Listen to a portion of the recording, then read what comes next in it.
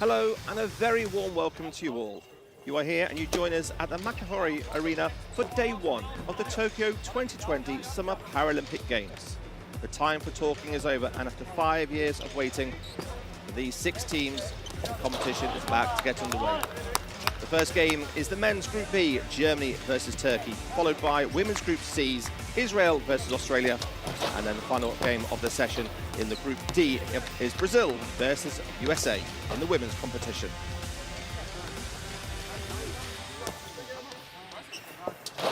Welcome if this is the first time for you joining us at a goalball competition. Goalball is celebrating its 75th year as a sport, and it is a sport like no other. Designed specifically for those that are visually impaired, speed, strength, and actually is the aim of the game. Here we see the Group B for the men's goalball competition. Germany and Turkey also have People's Republic of China and Ukraine and Belgium as their competitors in Group B. The players are going through their warm-ups at the moment, so let me tell you a little bit more about the sport and the 2 teams that you can be watching in this first game. As mentioned, goalball started 75 years ago, designed for visually impaired athletes. It's a sport like no other. Court dimensions are 18 metres long, 9 metres wide, with the goalpost stretching all the way across the 9 metres wide. Same as a volleyball court size in dimensions. This court is split into 6 sections. The middle 2 3-metre zones are known as the neutral zone. And then either side of those is the landing zone. And then where the goal line is the orientation area. The aim of the game is to throw the ball into your opponent's goal while also defending your goal. Only 3 players on court at any one time. They'll be staying in the orientation area, the 3-metre section nearest the goal to defend. We'll have one in the middle, known generally as the centre, and then we'll have a left and a right wing. And the aim of the game, as we said, is to roll the ball, throw the ball, ball's underarm. Now this ball is 25 centimetres in diameter, the same as the basketball, a little bit heavier, but it has 8 holes with 2 bells in it, as this sport is a silent sport. There'll be no noise whatsoever when the referees blow their whistle, as this then allows the players to listen out for where the ball is. Now, because there are different variations in the impairments of the vision of each of these athletes, they'll go through a patching up process where they'll have some eye gauze placed over their eyes, and then their big black masks that they'll all wear. So this means there is a level playing field for all of the competitors. There is no advantage to be taken from their levels of sight. Now, it's very important here for all of the athletes that they are not to touch the face masks. If they do need that, they'll call for an equipment check, and the referees will come across and check them. Our 2 referees from Lithuania and Iran are going to be taking over the proceedings. As you'll see, they are mic'd up as well, as they'll be talking to what crowd there is here in the Makahori Arena. And it is very important that when they say silent and blow the whistle to play, that there is absolute silence in the arena. This then allows the teams to be able to hear when the ball crosses the line. You'll notice the referee will then blow the whistle twice when a goal is scored. This allows the players to know where they stand when the ball is. If they do defend it, or what's known as a block, then they'll have 10 seconds of the time they block the ball to then have an attempt to throw the ball into their opponent's goal. We'll tell you more about the rules as this game goes on. Let's introduce you to the 2 teams competing in today's competition. It's their first game in the Paralympics here in Tokyo. We have Germany all in white taking on the men from Turkey with the blue tops and black bottoms. Germany, silver medalist in the World Championships in 2018, debuted in the Paralympics back in 1992. Came 6th in Rio back in 2016, so looking to go one step further after a great performance in the World Championships. They are the European champions in 2019. Johannes Gunter, the head coach for this team, has high hopes for these 6 gentlemen representing them. Look out for Michael Dennis, formerly known as Michael Pfizer. He was the top scorer in the World Championships with 34 goals to his name. He'll be wearing the number 1 shirt. Also the number 6, another huge striker. And that's Oliver Heroff with 31 goals in the World Championships. Only 2 of the German team yet to compete in the Paralympics, so they now become Paralympians here in Tokyo. While they take on Pool B, the men from Turkey, bronze medalists in London 2012, and just missing out with a 5th place finish in Rio. Gentlemen with the blue tops and black bottoms. 10th in the World Championships in 2018. Since their induction into the Paralympics in 2012, where they only had 500 registered players, now, 10 years later, they have over 5,000 registered players. That is the interest of goalball in Turkey. So there we see the 2 lineups for the teams. Only 3 players will be able to start. And then, as the coach decides, he can make some substitutions in both the halves. Halves are 12 minutes apiece, with 3-minute break in between the 2 halves. The coaches can call for timeouts as well. That is when they can pass on some information. That's when the referee blows the whistle. It is silence all around, so there can be no coaching also. So a game of speed, accuracy and power. We're going to see a few variant ways of the teams attacking. Now the players will know where they are on the court, as the court lines are tactile and have a piece of string taped underneath them. You'll notice them feeling with their feet and their hands to locate where they'll be. Here we see the starting 3 for Turkey. Alkan, Ndogu, Karakaya. Alkan, the number 1 from Turkey, seen as a bit of a role model in the sport in the last 10 years. Driving the numbers and the participation up with the performances here, and Turkey are looking to get onto the podium in this competition. Here we see the starting lineup for Germany: Dennis, Roger and Heroff. The expected 3, where number 1 is Dennis. Number 2 is Felix Roger, and number 6 is Oliver Heroff. The referees there are just going through the patching checks. So they'll check these new masks and the gauzes on each of the competitors, the athletes forming the team. And at no point are either of the players allowed to touch the face masks. If they do need to, then they can call for an equipment check, where the referee will come across.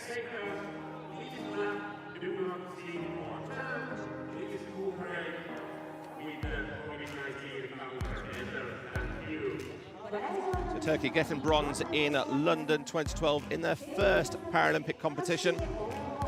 Then 5th in Rio, looking to get back onto that podium. They face tough opposition in the pools stages of this competition. In this Group B, Germany, Belgium, Ukraine, China and Turkey are going head-to-head, while in Group A we have Brazil, Japan, Lithuania, Algeria and the United States.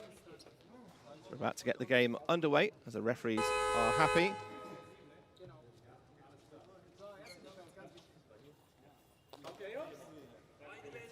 Each of the players get their start positions.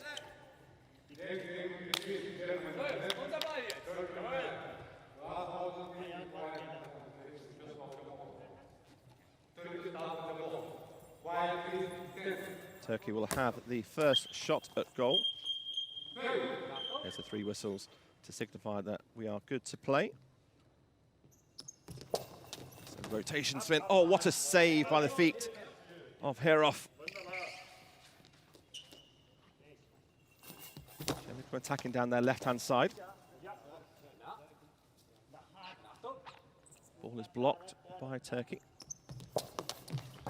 Parakaya this time goes down, attacking down their right-hand side. You'll see these players move around the court to change their angle and trajectory of their attack. And once each of the team is blocked, they have 10 seconds in which to get their next shot in. Good block by Felix Roger. Dennis now. Top scorer of the German team in the World Cup.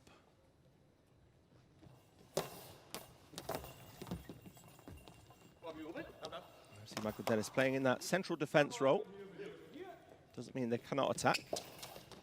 Nice power swing with the full rotation. Ball just goes out of play off the block.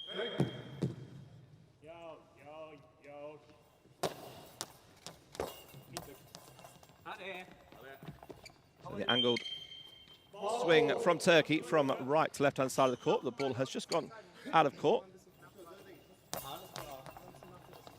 That time, so the ball hands back over to Turkey. So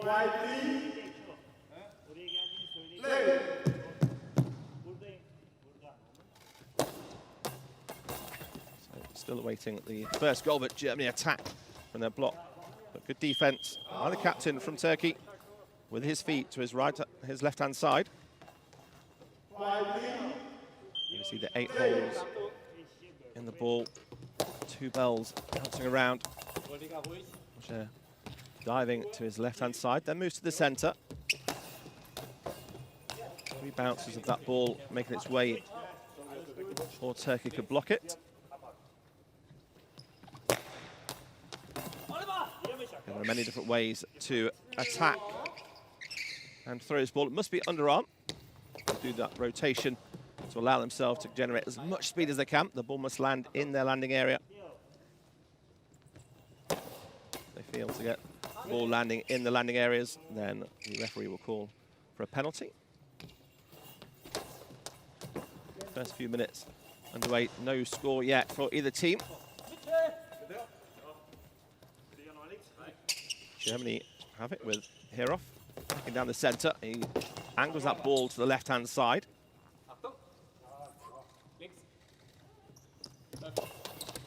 Turkey then go from the centre to the left.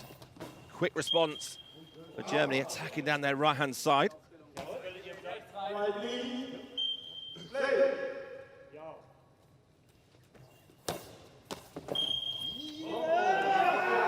a long ball there. So it's going to be a penalty to Germany. A penalty means that it is just the one player that gets to defend. In this instance, it'll be Gundogu, who has committed the long ball penalty. So it didn't land in the landing area, in the neutral zone as well.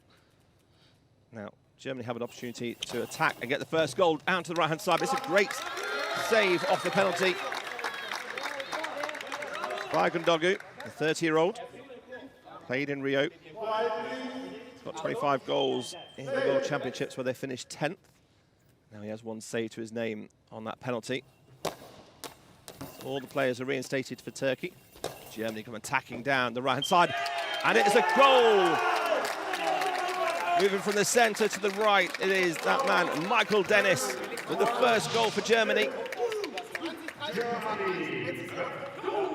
Getting the topspin on that release of their hand, spinning that ball down. Just catches the feet. Gundogu, and it goes over into the corner. And 2 whistle blows from the referee signifies we have the first goal of this game. It is Germany 1, Turkey 0. Good block for Germany down the centre by Oliver. Felix Roger goes down the centre.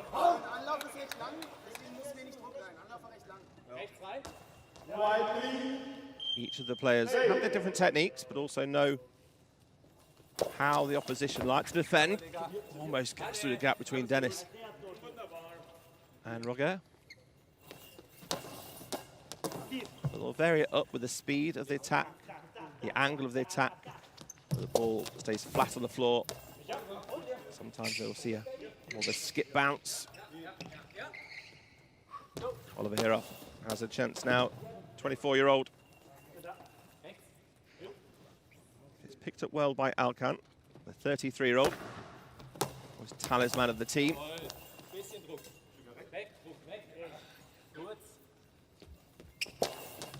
Big power from Roger, but quickly played back by Turkey, trying to catch the German defence out of position. He's Dennis down his left-hand side. 8 minutes still on the clock. It's Germany 1, Turkey 0 here in their first pool game of this Pool B competition here in Tokyo. Rotating spin. Blocked. The ball then goes out of play. 10-second clock will start again. Moves across, picks the ball up on the left-hand side, moves across the right. Down the centre it goes, and that bounce goes over the legs of Alkan. It is another goal to Germany. They lead by 2 goals to 0. There we see that launch, ball spinning. That top spin, just able to lift it up a little bit more. Herov has his first goal. Turkey down by 2. It's a strong German team looking to get on the scoreboard as quick as they can. Dennis attacking down the centre. Alkan this time blocking the ball well. Low to his right-hand side, passing it out wide. Blocked by the legs of the 30-year-old. Roger then has to go into defence mode, full stretch to his left-hand side. 30-year-old plays for the RGC Hansa club. Attack down the centre. So they can use any part of their body to defend this ball. Just wide on the attack. Dogu goes back to his defensive positions.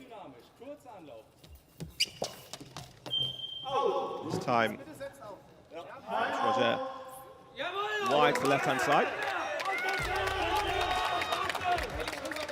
Timeout called for Turkey with 6:54 left on the clock.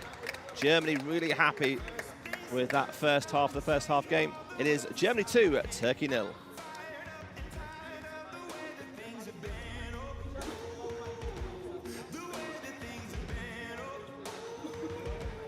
Chance here in the timeout for the Turkish team and the coaching staff just to talk them through their new tactics, what they'd like to see. Turkey with 23 attempts on goal, yet to score. And Germany have had 21, successful with 2 of them.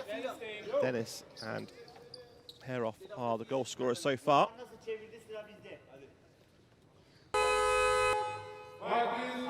Clock will start ticking down now. The referee has indicated it's time to go.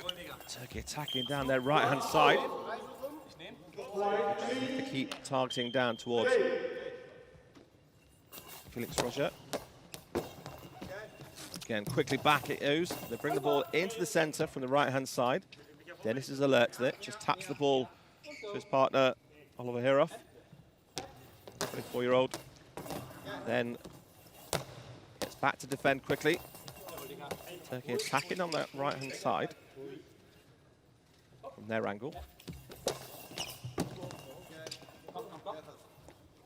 Roger generates so much power in that rotation. Full 360 this time. Doku keeps his arms really low and lets go of that ball quite flat. Gets the block in. Alkan was at full stretch there, but Doku read it well. He switched the attack at this time to the left-hand side. Herov had to be at full stretch to his right.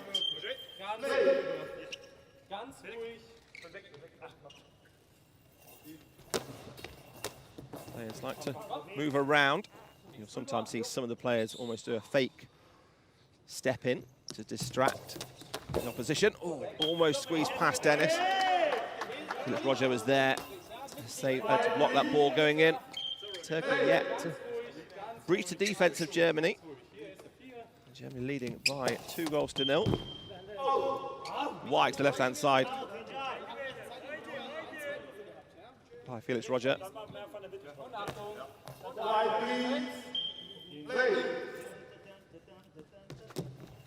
You see the fake run in by Karakaya. Gundogu trying to breach the defense. Dennis going attacking down the center. Does attack. Goes high over Alkan. Just squeezes in.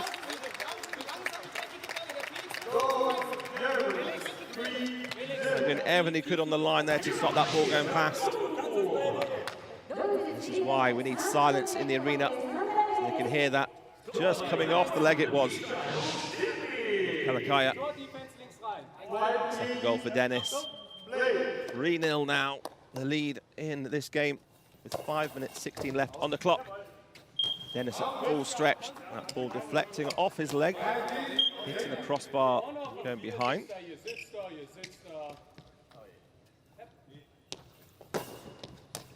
Hirov fires that ball through again. Gets the deflection off Alkan's legs, straight into the arms of Gundogu.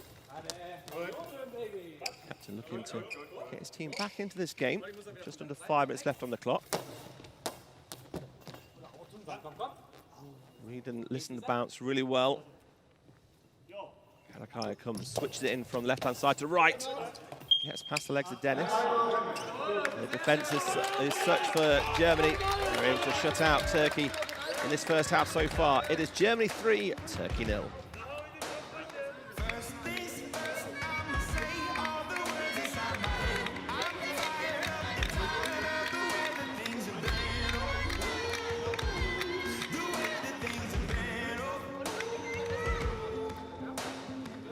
Turkey attacking down their right-hand side towards the defensive line. Roger then just switch it up recently to Hirov. Germany will be happy where they're at so far, 3-0. They've been in control. No real scares at the moment. Defensively strong and then quick into attack. Very efficient. Here's Dennis. Oh, great save on the line. Looked like that just going to squeeze over Karakaya. He then follows it up with a diagonal shot from right to left.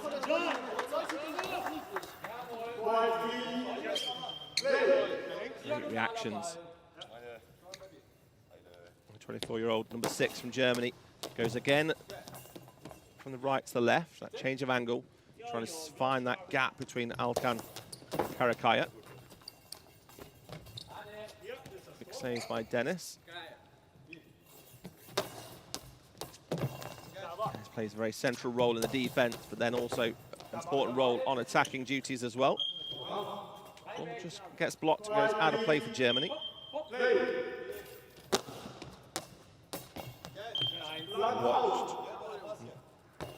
Blocked by Karakaya. Diving away to his right-hand side. Turkey attack flat into the legs of Felix Roger. Good attacks down the centre, quickly put back by the Turkish number 1, 33-year-old Hüseyin Alkan. Turkey doing all they can to break down this defence from Germany.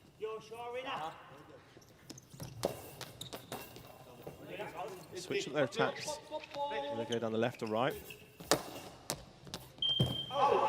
Over here off this time, moving across the left-hand side. They've got that whole 9 meters width to use.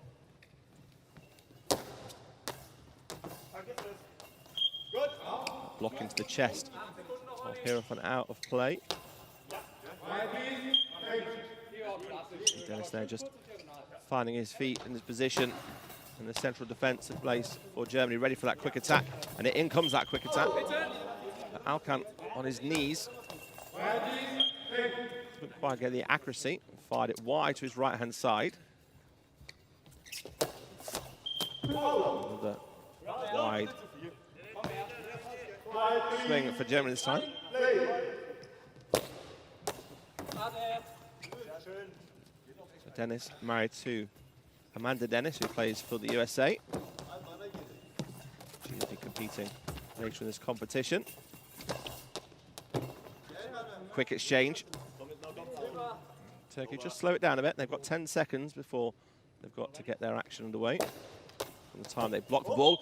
What a save that is from here off that look. Destin for the goal, going past Dennis. Outstretched legs, just gets deflection over the crossbar.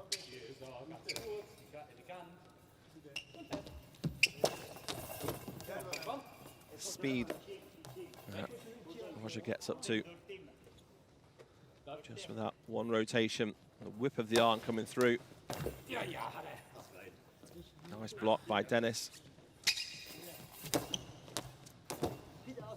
Gets the deflection, and it is a goal given. We'll just wait for the referee's signal of those 2 whistles. He got the deflection, went over the legs of Karakaya. See this, all bouncing in mid-air. Karakaya doing everything he could with his legs to keep that ball behind the goal line, but the full ball did cross. So it's a 4th goal. It's a hat-trick for Dennis, for Germany. They lead by 4 goals to 0 with 2 minutes left to go in this first half of the game. It's the first game for these 2 teams in the competition.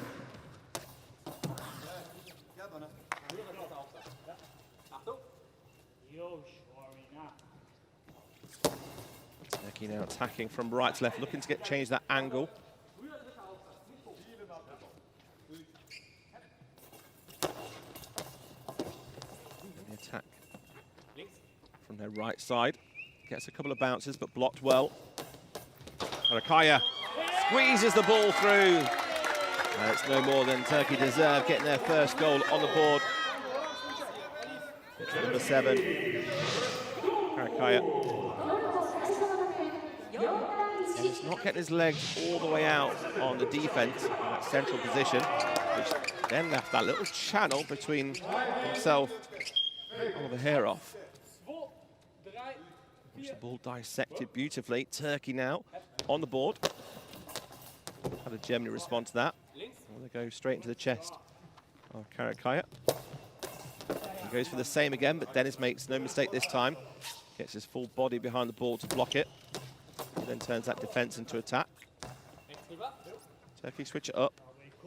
Bring Gundogan back in to the action here. The captain fires it down the line. It's the final minute of this first half.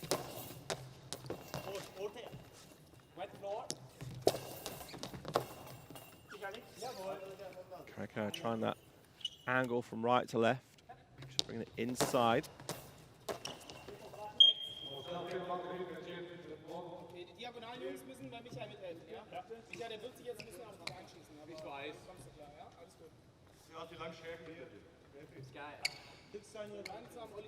So there we see Michael Dennis had 19 throws and 3 goals, but important role for him as well in that central position is about that blocking duty as well. He's blocked 19 out of the 45 for boys in white. Turkey attacking the goal on our left-hand side. There's 41 seconds left in the first half.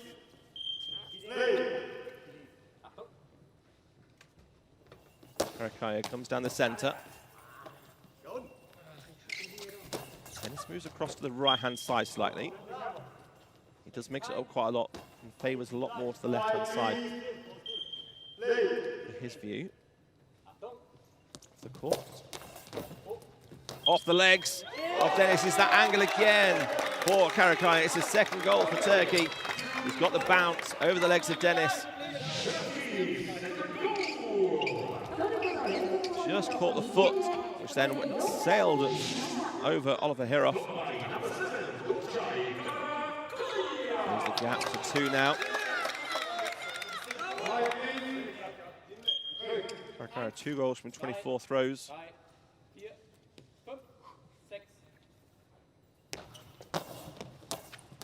Germany look to respond quickly. They'll be frustrated they've let 2 in this first half, the way they've defended. Both goals coming from that right to left angle inside the court. Find that gap and that deflection from Dennis's legs. And that brings us to a close in an enthralling first half here in this men's Pool B competition. the end of the first half. It is Germany 4, Turkey 2.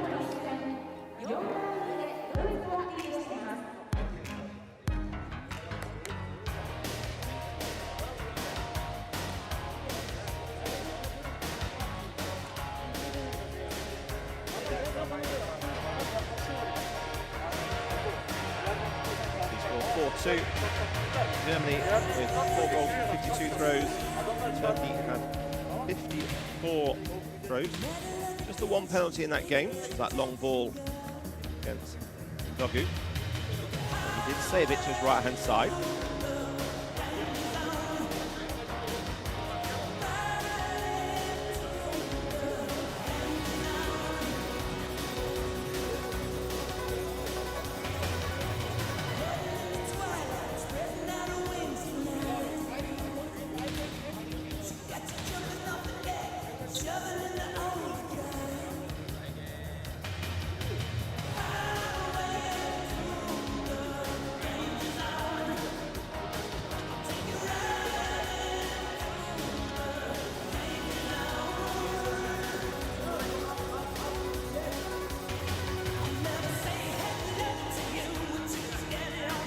The highlights. Just the one penalty against Turkey. 47 to 45 blocks for Germany. Those 2 late goals in that first half for Turkey that kept this game alive for them. Referees back checking eye patches. Masked now. Nice even playing field. He's playing the referee. No substitutions for either team just yet. They have a team of 6, so they can make changes if they want to. Germany will be happy where they're at.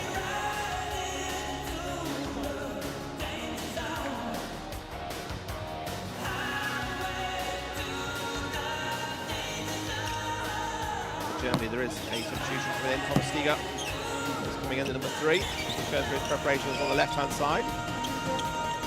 Replacing Roger. Changes to Turkey. See the finger strapping on Alkan's left hand. That's his throwing hand as well. So Turkey is, as it was, Alkan, Kundogu, Karakaya. For Germany, Roger goes back to the bench. That's Dennis, Herhoff, and young 25-year-old physiotherapist Thomas Steiger. He played in Rio. The team was 6th. Also competed in the World Championships in 2018, where Germany won silver. It's going to be Germany gets us underway. Michael Dennis with 3 goals to his name so far. Diving to block that ball to his right-hand side. He's gone out off the block. See, Karakaya just finding his lines, where his defensive position is. Off into the centre to Alkan. Back to the captain now. 21-year-old.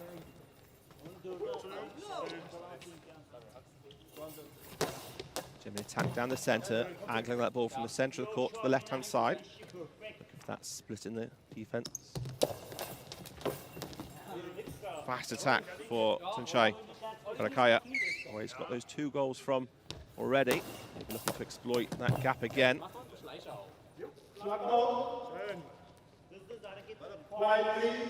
Tactical about their positioning, where they play. There we see Karakaya passing the ball on to Kundogu. Attacks down the right-hand side. Snaffled up the feet.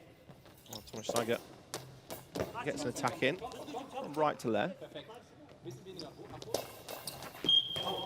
Evasive movements there for the referee to get out of the way of that ball. Just a bit wide on the left-hand side.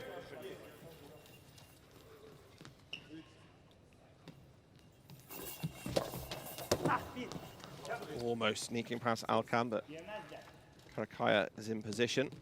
Right-hand side of the court for Turkey. He fires it into the centre. Just hands it to Steiger, who moves around the left-hand side. Again, fires the ball down to the centre. Tall stature of Hussein Alkan. Perfect blocking duties to the centre there for Turkey. Germany defend well from their side. Still with a 2-goal advantage. Ball blocked out of play by Karakaya. Just making sure of it. Ball bouncing high, so just swatted it away to his right-hand side out of the court. And fires in a fierce shot from the left-hand side.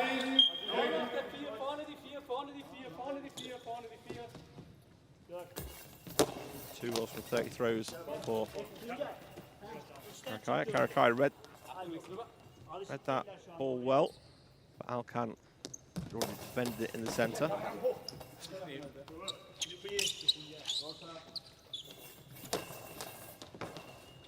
Very difference in the 2 central defenders there. When Alkan does attack, he attacks from his knees, throws quickly trying to catch them off. While Dennis a lot more strategic, moves back. He's a very big goal scorer for the German team. Power taken away from the feet of Alkan there. Attacked on the line. Oops, just got out of play. 9 minutes left on the clock, 9 seconds. No goals scored in the second half yet. That bouncing ball. Well blocked. Karakaya switching it up there. This time comes the left-hand side, goes down the line. At full stretch. Over here off the 24-year-old. Blocking that ball to his left-hand side. Passes it for Dennis. A quick attack in for Karakaya, trying to get the defence of Germany off guard. They scramble it. And it's a combination of Alkan and Karakaya.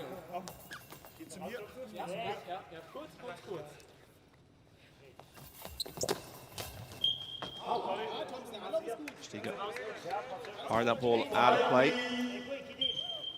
Fast and ferocious when the ball stays in play, just the 10 seconds allowed once they block the ball.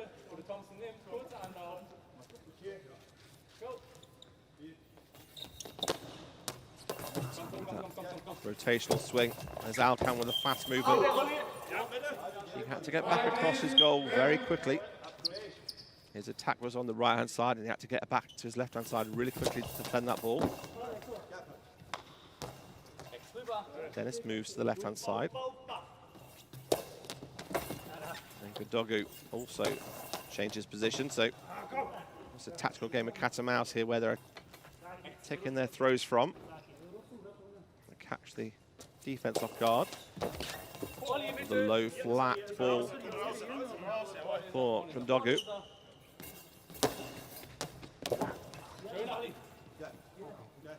Alkan at full stretch. Look at the legs of Karakaya are there.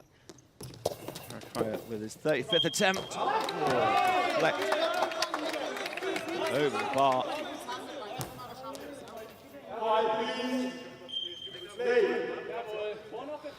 The 2 goals for them. That was almost a third.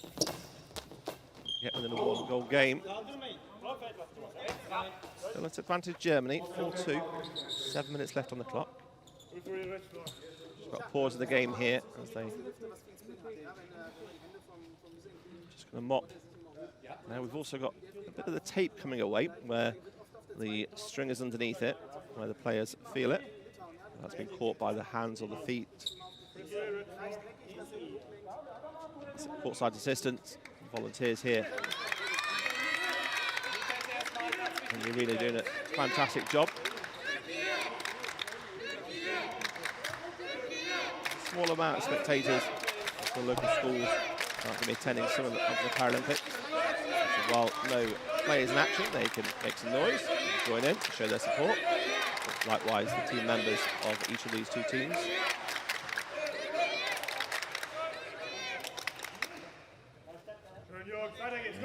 Contingency.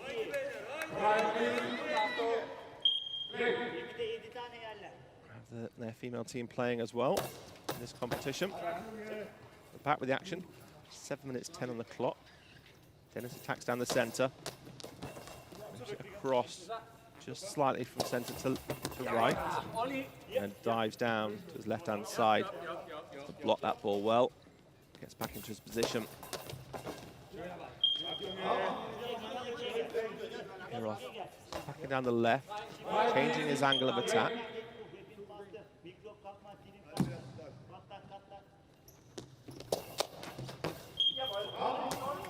Just got out of play. Good block though by Hirov. That's the fake by Biga on the left-hand side, trying to put the Turkish defence off, while Hirov attacks down the right-hand side.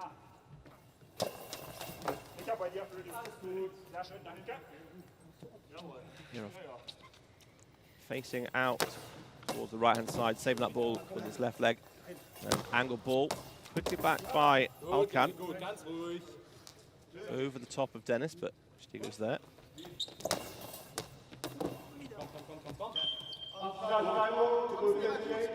Kaya gets that ball securely between his legs.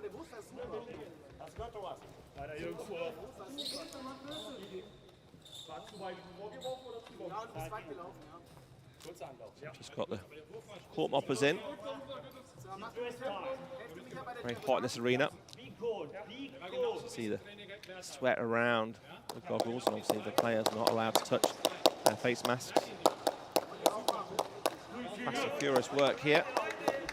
Court moppers make it nice and safe for all of the athletes. Doggy there with 33 throws. He's the one that conceded a penalty on the long ball, but did brilliantly well to save it to his right-hand side. Runner repairs again to the court here.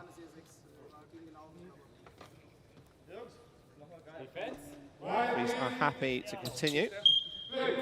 With 6 minutes 10 left on the clock. Turkey down by 2. It's 2-4.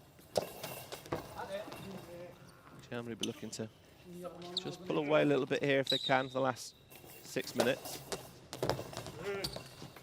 Quick attack back by Turkey. Oh, squeezes through, but it's a long ball. Ball not landing. Zone, so it's going to be a penalty. And we see it skipping.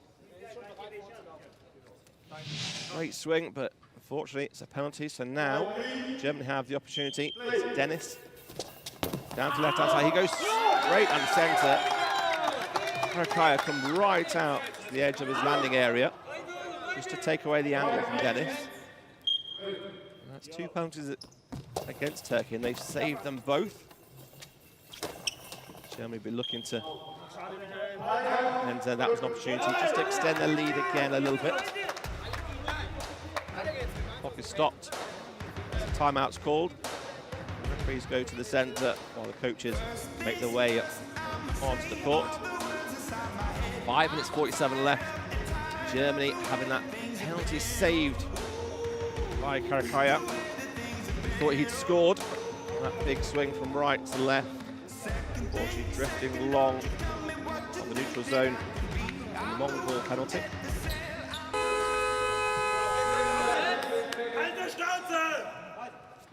Jonas Gunter and the coaching team make the way off the court here. Turkey have the ball, attacking the goal on the left-hand side of the screen. Ndogu has it. Rotation and swing down the line.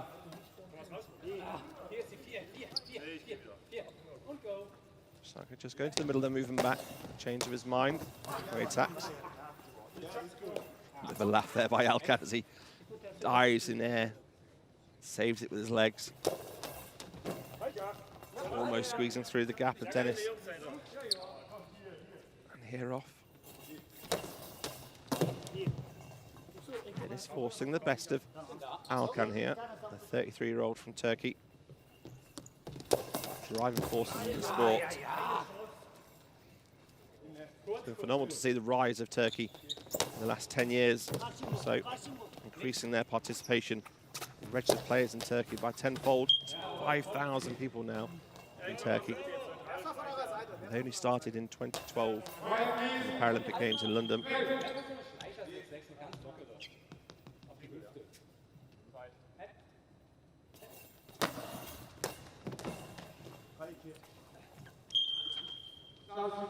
Turkey looking to make a substitution here. So Alkan departs. He's had a good game. He's done what he's needed there.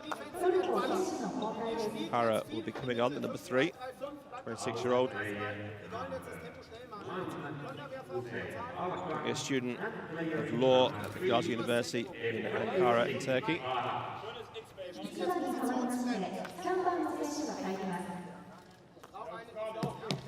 Just checking the goggles, make sure nothing can be seen. Kara makes his debut in the Paralympic Games. Competed in the World Championships in 2018 when Turkey finished 10th. This is his first Paralympics. He'll be taking over central defence. His team almost getting the goal back with Ndogu. Ball just sailed wide. Tape just coming away near the knee of Ndogu in this position. Timeout called.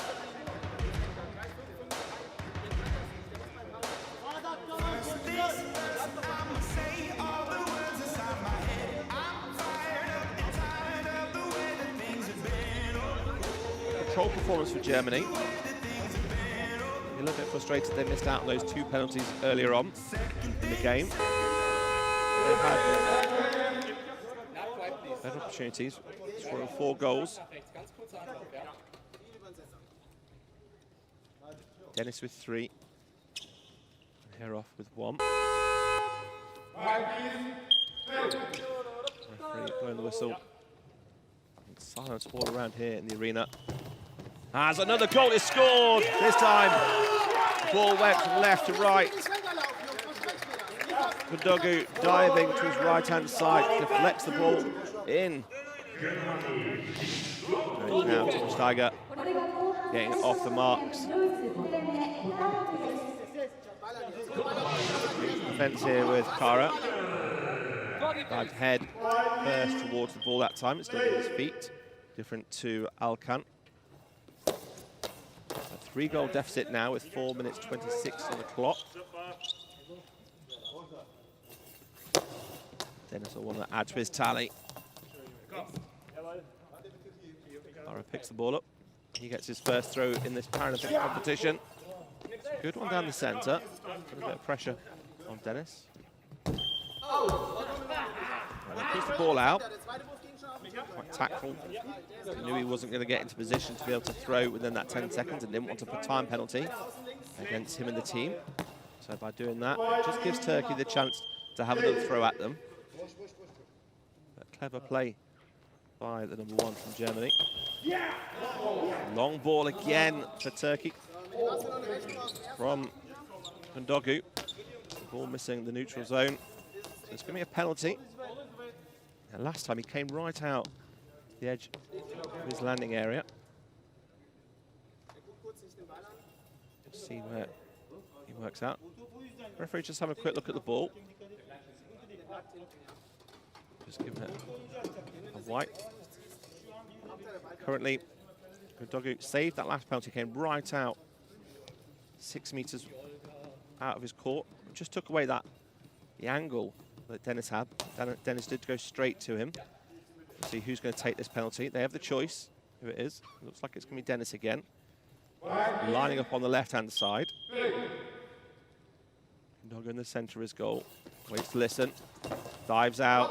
Only has to move slightly to his right-hand side. Yeah, it's not getting enough angle from right to left there to put any pressure on the Turkish captain, the 30-year-old. So he gets another penalty save. Still 5-2, just under 4 minutes left on the clock.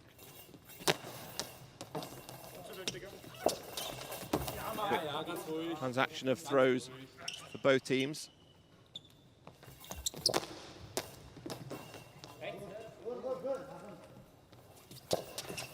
Oh, whipped it down the centre. Oh, what a great goal by Gundogan. Ball travelled so fast along the floor. Oh, nearly bouncing it underneath the arms of Dennis. He has those two different types of throws. He does do a skippy bouncy one, but that one that just stays so low. Really hard to read how high up that's going. Dennis went down, it snuck under his arm. They get it back to a 2-goal deficit now. It's 3-5. 3 minutes left on the clock. And Turkey close the gap even more. They can! It's another goal. Diagonal across this time. It's Karakaya.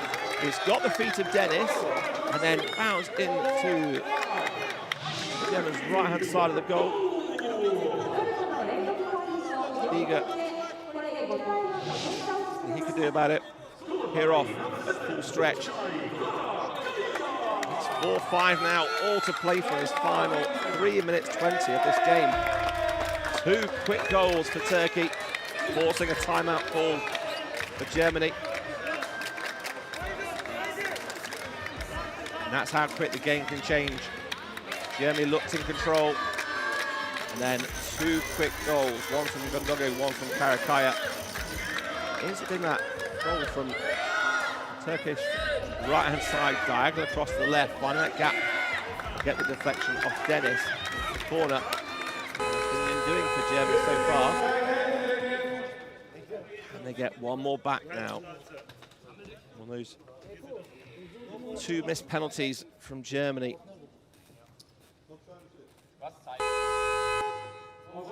Playing on their mind.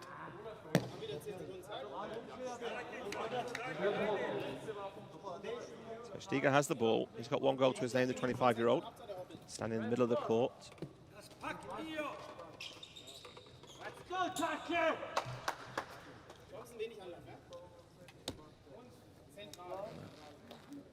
Courtside assistants doing a sterling job, making this a nice, safe environment to play this game here in Tokyo.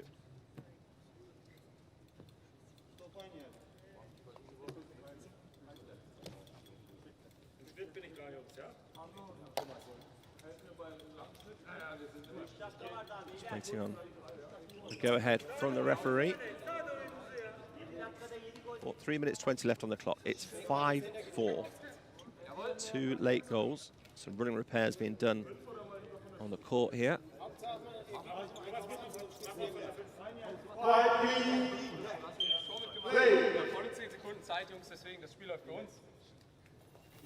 Silence in the arena again. As Germany attack. Ara now attacking down the centre. Switching the defence now, slight tactical change for Germany. Number 3, Steiger, is now playing that defensive role in the middle of the defensive area. All over to Turkey. Germany changing their tactics there by putting Steiger in. Dennis moving out to the left-hand side. Stop that attack, especially that angle from right to left for Turkey.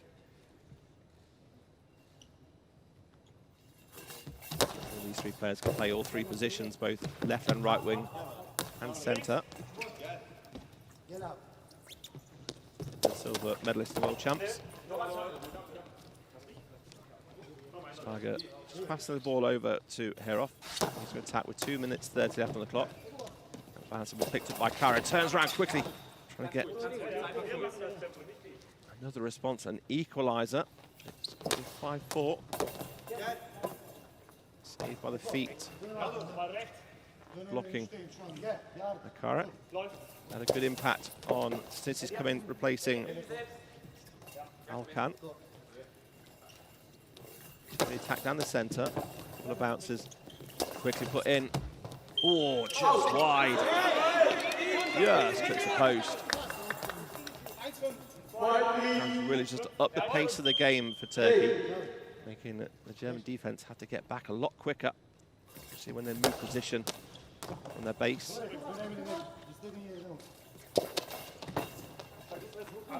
Turkey attacking down their left-hand side, nice and low. Here off. There's a quick look for a fast one coming in for Parrott. But it's outstretched arms of Dennis on the wide on the left-hand side. Puts that ball out of play. Referee blows the whistle and the clock starts counting down again. 1:35 left on the clock. Germany have the slightest of advantage. Their 3-goal lead has been eaten up. Turkey just require one more to level it here. He will put it against them. That ball almost sneaking through the legs of Dennis, blocking the ball. It's been wide off the block. Timeout called. 1:10 left on the clock.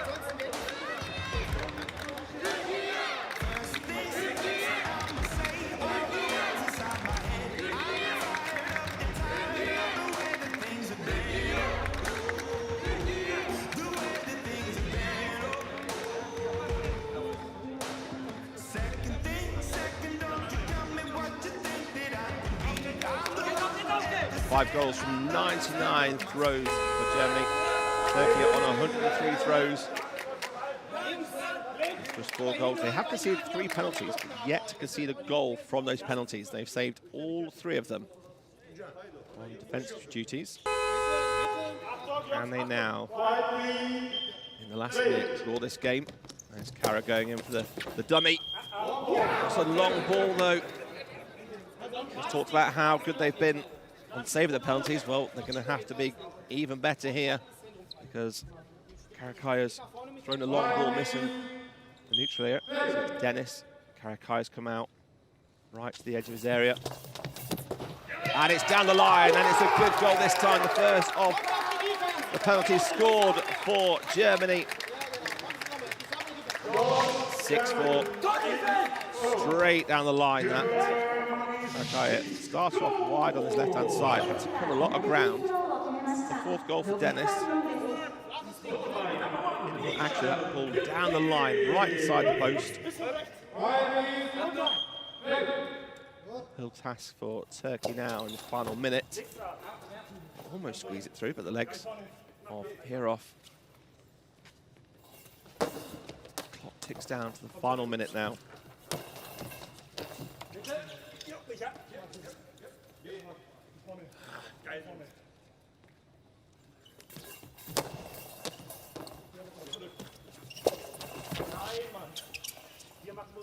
Two teams trading here, less than 30 seconds on the clock now. That ball from right to left.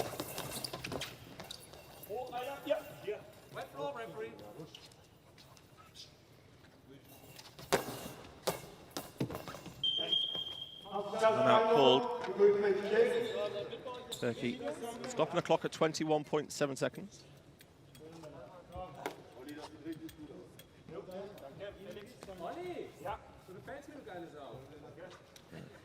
Courtside assistants just getting all the sweat marks off the floor.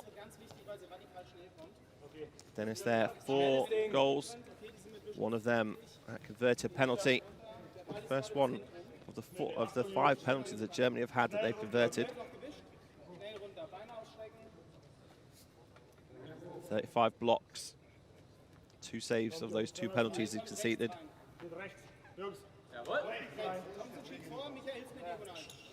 So Turkey have the ball. 21 seconds left on the clock.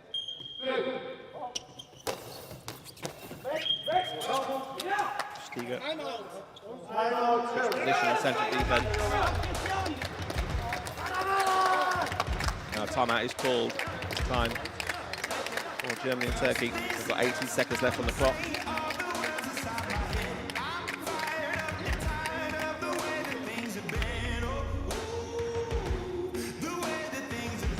Currently 6-4. Germany 18 seconds away from the first victory here. Paralympic Games. Tokyo.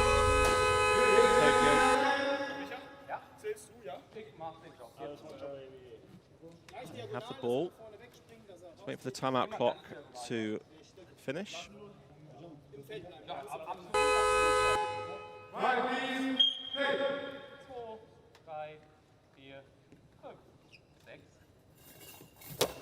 Countdown of the 10 seconds called.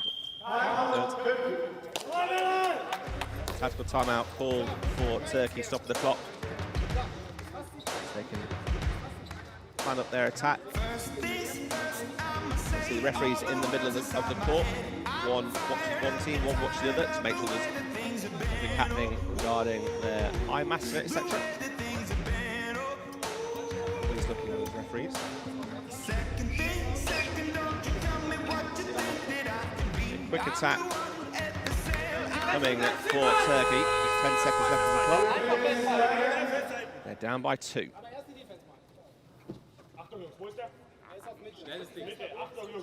5 seconds left on the timeout. It's going to be a frantic last 10 seconds in this game. All Germany need to do is defend and block. Oh, and they block well. It goes off the legs of Stiger and over the crossbar. The clock does stop though because the ball's gone out of play. So they will get a chance. There's a penalty for a long ball. That last shot in the end there. And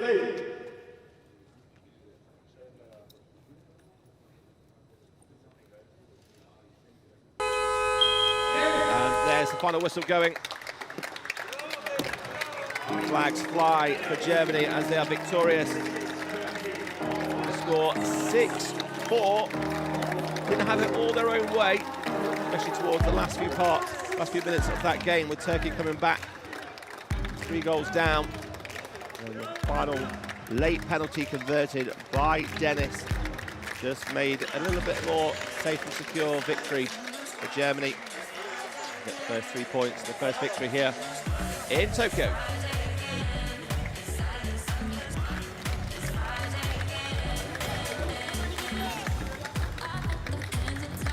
Teams will line up, face each other, showing good sporting spirit to each other. Really good game. 214 attempts on goal. 10 goals scored out of that, so good defensive work. Germany take the points and take the victory in the pool stages. It is Germany 6, Turkey 4.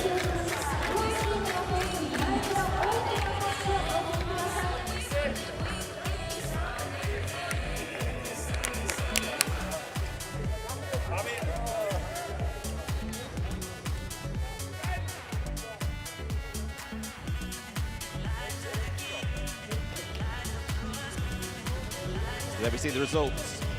Victory for Germany, 6-4. So the silver medalists in the World Championships get off to a good start. Turkey, bronze medalists back in 2012. No, they've still got a chance to qualify. Stats there we see. 2 ball overs, but it's those penalties, 5 of those. They'll need to improve on there. And luckily they did defend those really well. Only conceded 1 goal from those penalties. The scoreline would have been very different. Here we see the standings. It's the first game in this group. Germany go to the top with 3 points. Turkey yet to register a point in the game. No doubt when they play the other 3 teams, we'll see more points on the board for this strong team from Turkey. But it is advantage for Germany at the top of the table.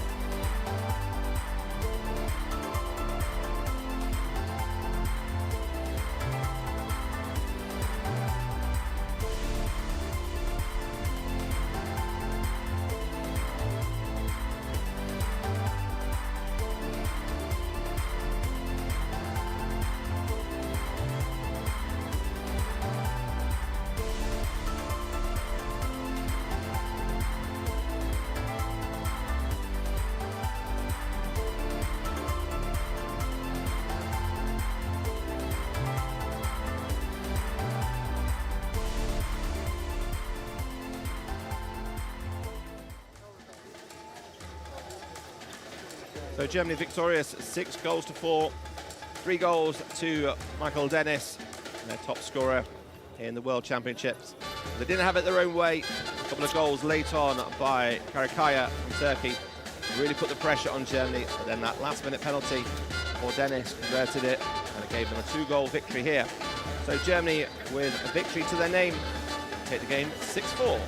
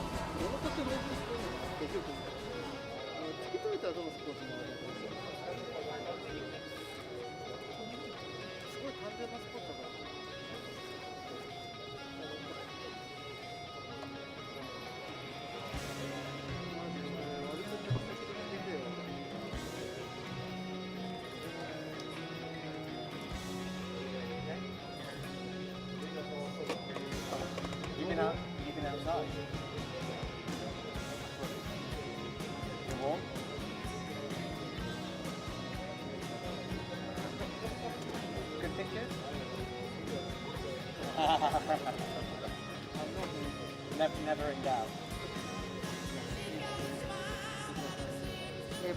Ever. Wow. That's something he's going great.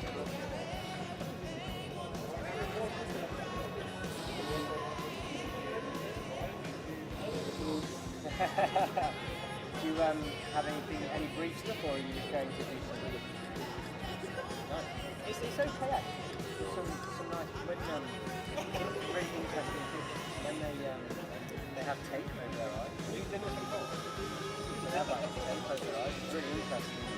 Detailed pictures and that kind of stuff. So it's a lot more interesting, I guess.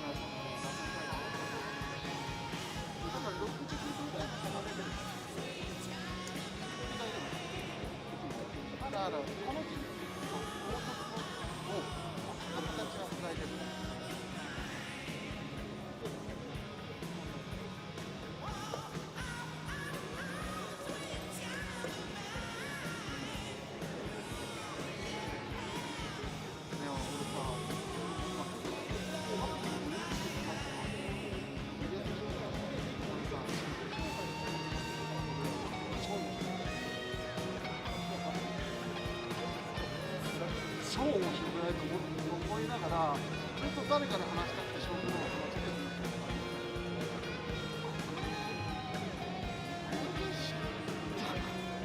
すごいよ、千葉をボーってなった。で、15分前のそこから15分ぐらいこうやってわーって来て、先のチーム、だから大きなところがあって、ハイボールなんですよ。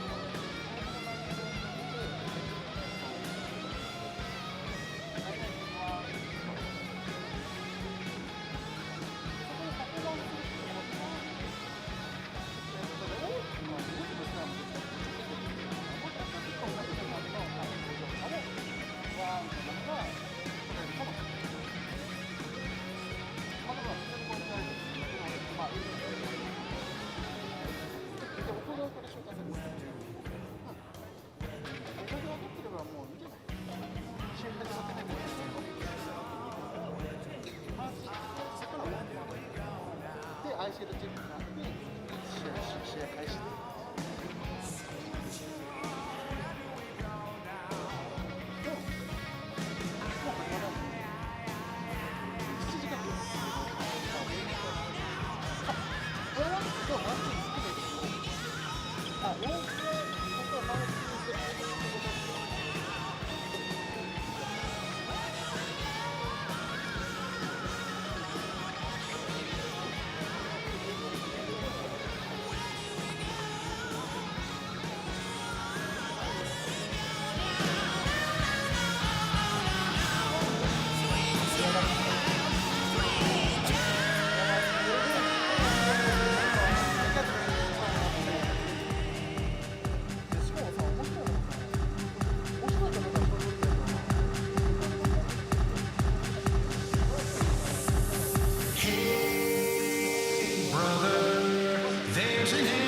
this road to rediscover.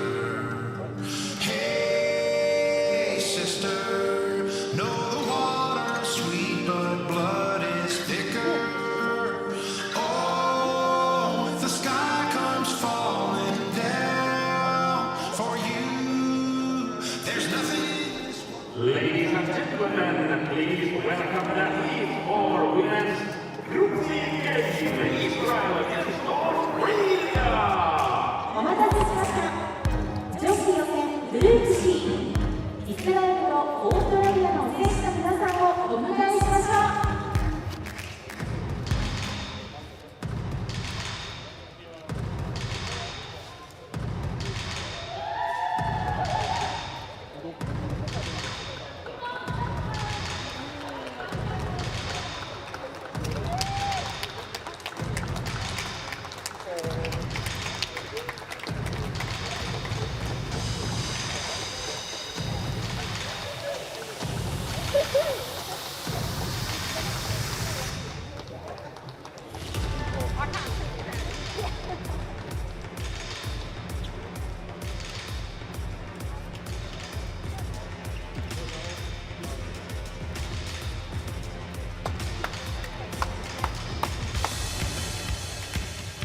The starting for the game. 選抜メンバーは Representing Israel.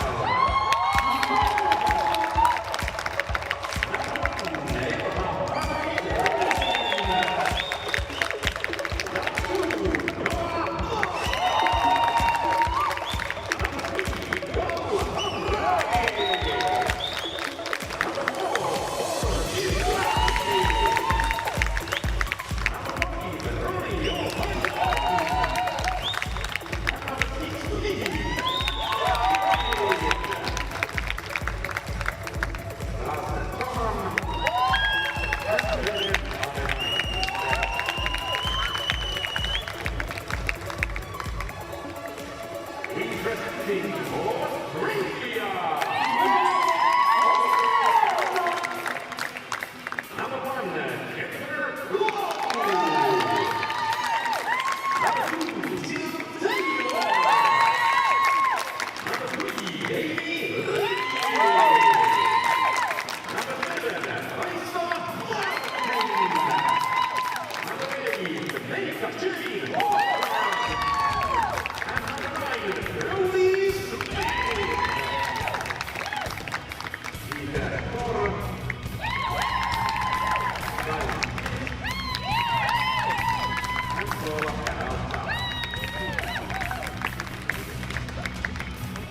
The referee for the game, この試合の審判は from England and Ronaldo from Canada.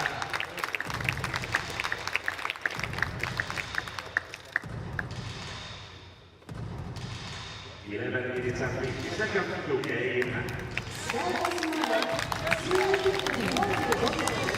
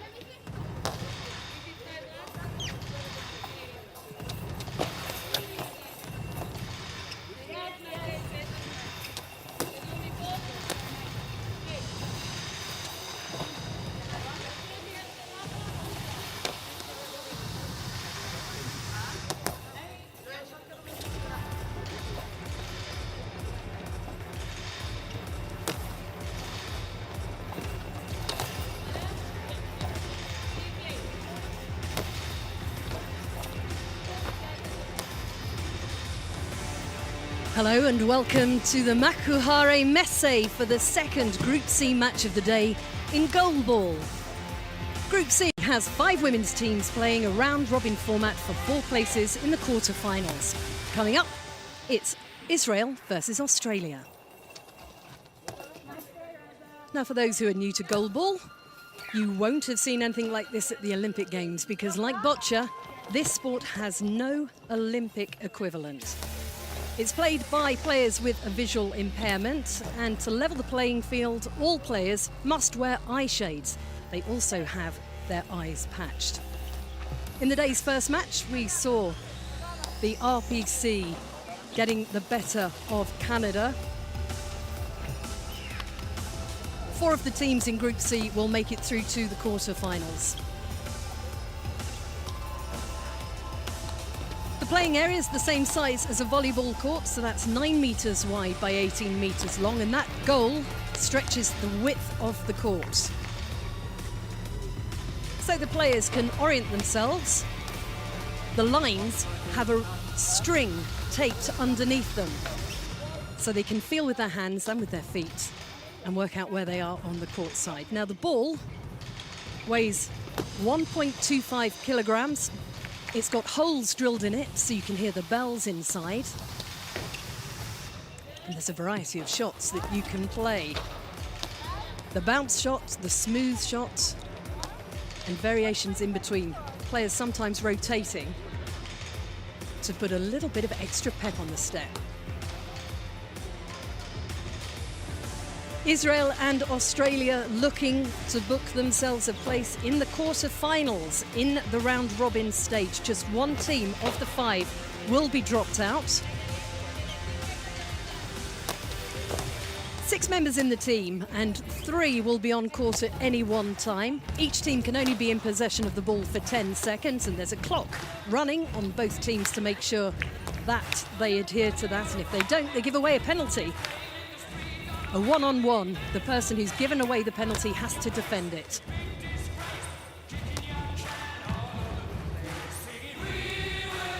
All the balls played must be played underarm. They've got to touch all 3 areas of the court, otherwise a penalty will be given.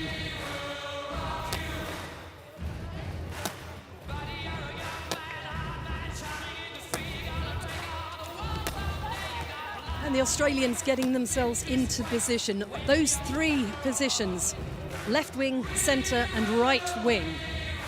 There's definitely a favourite position for each player.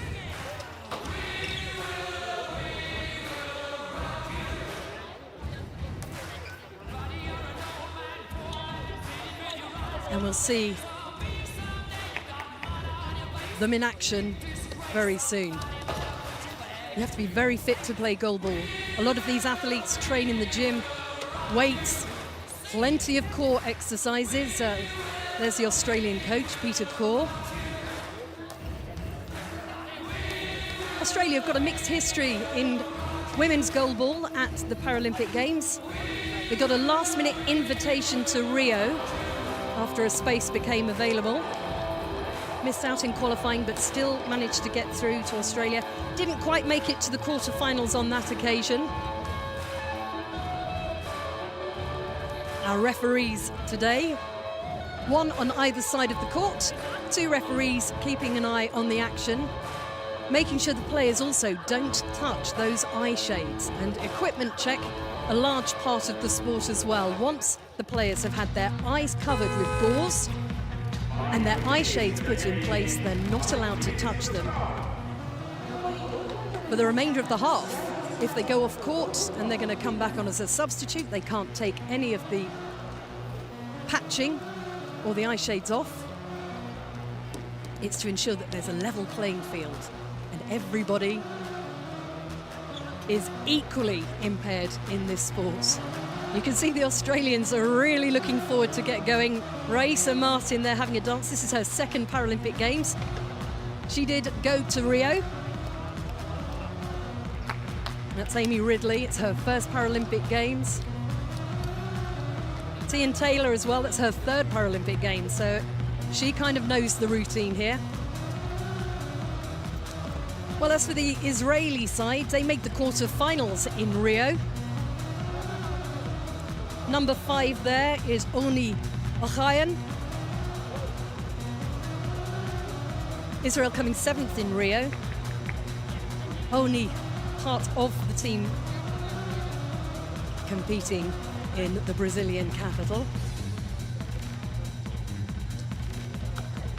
And these athletes as well, visually impaired, many of them traveling long journeys with their guide dogs as well. Their guide dogs coming with them out to Tokyo and behaving very, very well on the transportation. So let's take a look at the Australian team.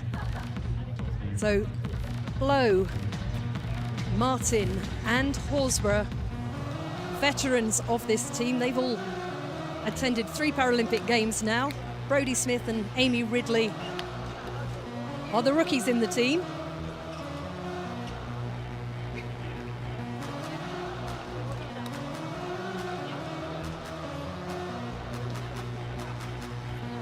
Israel, number 2, Noah Malka with her back to us there, considering what's happening.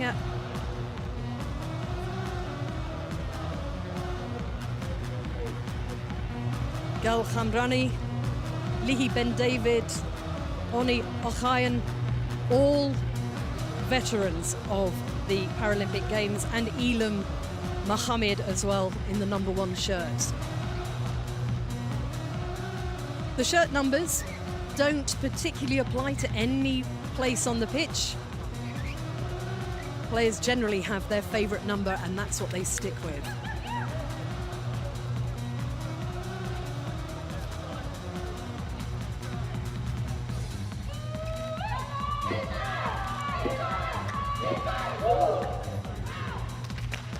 Now we'll see the teams line up, which players will be starting as the referees come on to carry out the equipment check. Basically put on the eye shades and make sure that no light's getting through, there's no advantage to any player over the other.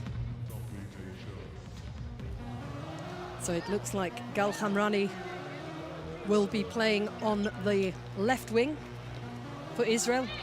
Oni Ochayan in the centre and Or Mizrahi on the left, on the right wing.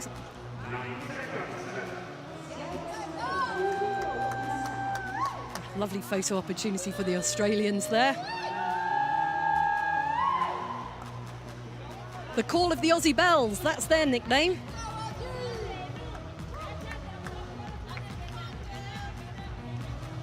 Exciting times for Brodie Smith. She's about to become a Paralympian. To this point, she was a para-athlete. The minute she takes part in a Paralympic Games, she becomes a Paralympian. So the referee checking that the eye shade's going on correctly. Brand new eye shades as well for the competition here in Tokyo 2020. They've got a nose guard on them to ensure that it's properly sealed. So Khamrani, Mizrahi and Ben David starting for the Israelis.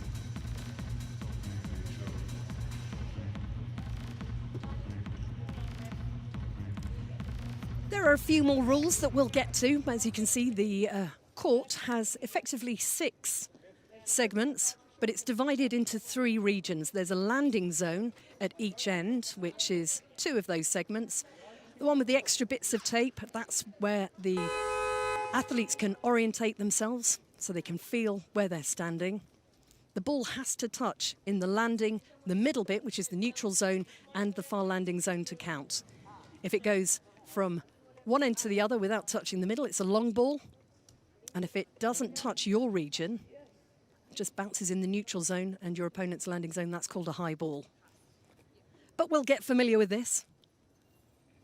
We're almost ready to play. This game is ladies' game between Australia on my left and Israel on my right.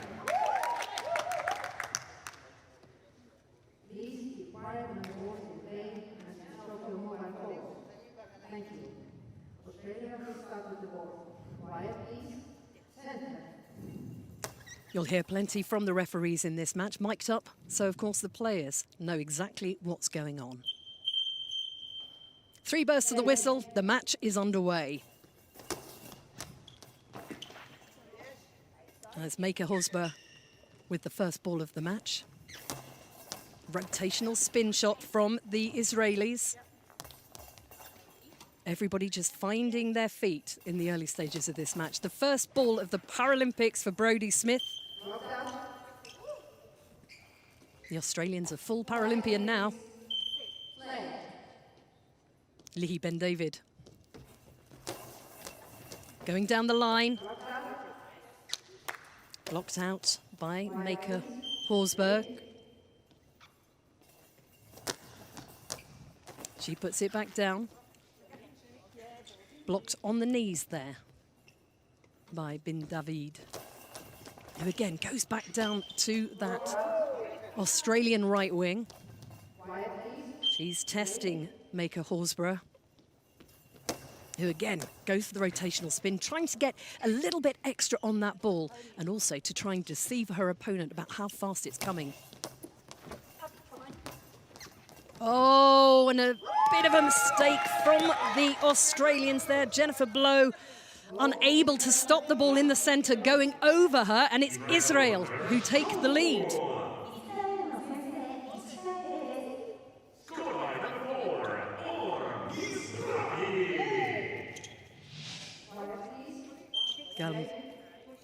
Or Mizrahi then on the score sheet.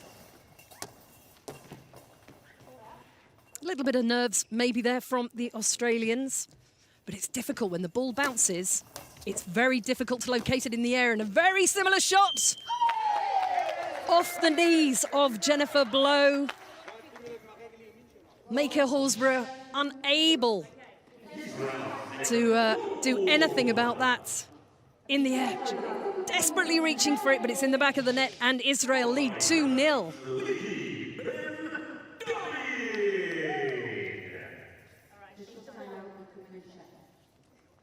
So the Australians orientating themselves, just getting comfortable.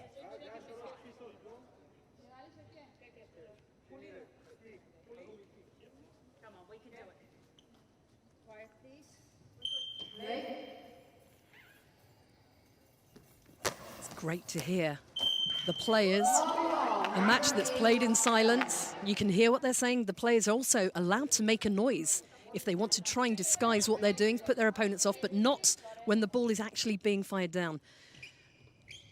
So that's a long ball. Maker Horsburgh having to face the penalty here. She gave it away. Oh, and she nearly got her feet there. But with just a minute and 20 seconds played, Israel have stormed into a 3-0 lead. So close for Maker Horsburgh there.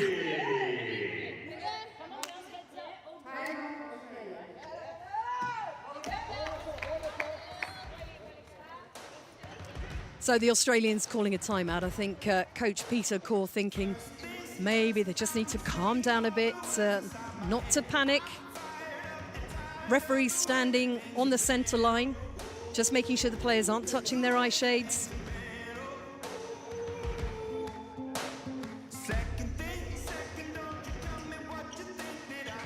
45 seconds for a timeout, at the end of which time that signals that we have a few seconds. All the players and all the team members have to get back into the technical area. Otherwise you can pick up a team penalty in goalball as well. So Australia have the ball. Jennifer Blow playing down the centre.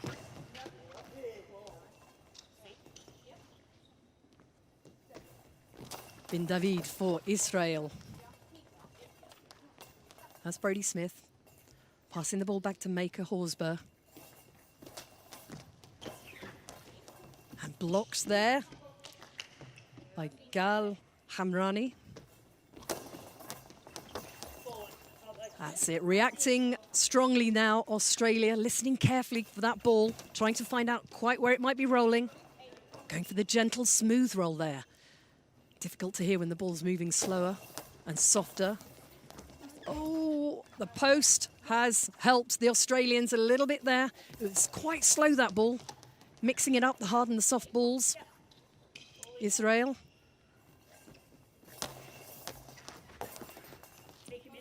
Purplehead or Mizrahi sending that down the right wing.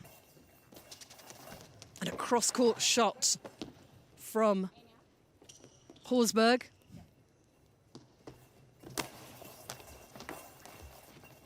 Who blocks that? Takes it back to the goal. Finds out quite where she is on the court. Goes for another little angled shot towards the centre, looking for the pockets, which is the space between the players and the furniture of the court.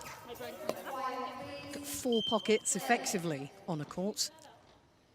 And those little gaps are the bits that the players are hoping to sneak the ball in through. Delivered down to the left wing for Israel. Ben David rotates and spins, sends the ball on its way. Once again, Australia looking to get up there, but it's gone out of play, so Israel take possession in their landing zone. It's a tight spin there from Ben David. Really gets some speed as she rotates.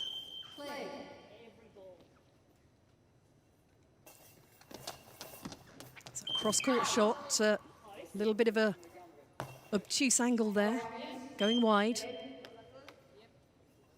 Mizrahi sneaks into the centre, moves around. Going for that little gap between the centre and the left wing of Australia.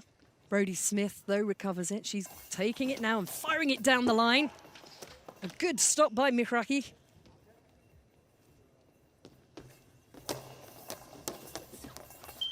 A powerful shot there from Ben David.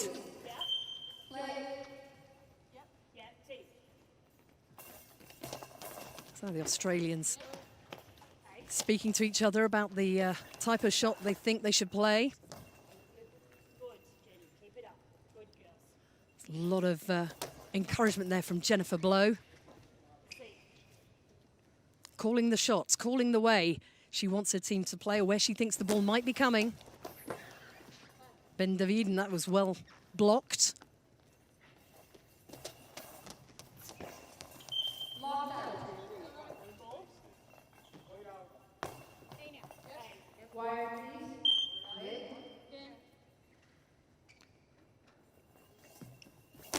Or Mizrahi again from the right wing to the centre.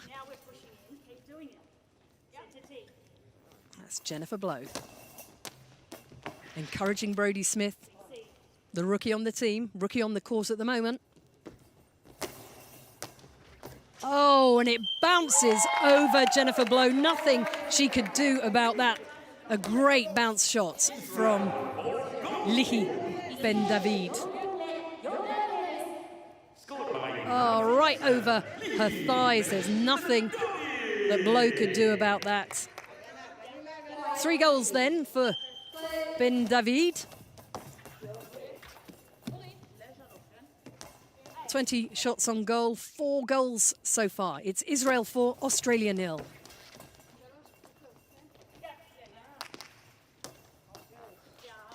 Now, what can Australia do?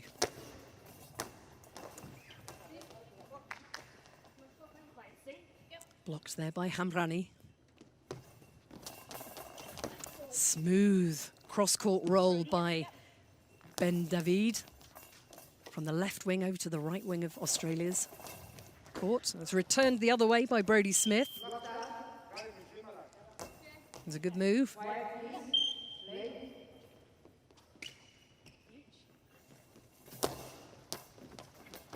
Oh, good blocking by Horsberg.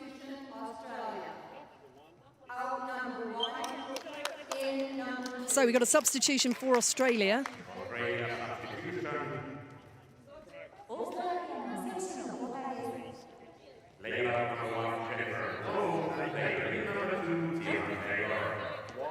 So there we go. Tian Taylor will take to the court for her 3rd Paralympic Games. part of the 2012 squad in London that qualified after a long absence from the Paralympic Games for the Australians, and also was part of the team in Rio. She's going to move over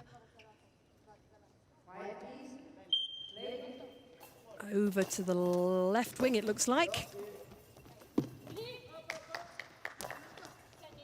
Gal Hamrani recovering the ball back to Bin David, who is finding her spot but denied by the crossbar there. So much bounce was there on the ball. Ricocheted off Brodie Smith. Hit the crossbar, so Australia helped by the goal mouth then. The bounce shot proving very effective for the Israelis. So that's classed as Australia deliberately putting the ball out. It means Israel get the play.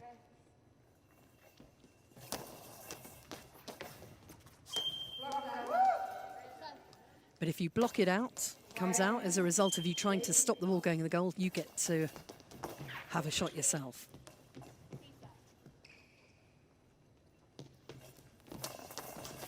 Oh, Bin David is on fire today. She just sent that straight into the back of the net. A spin, a twist, a low, smooth roll right between Brodie Smith and Tian Taylor in the pockets.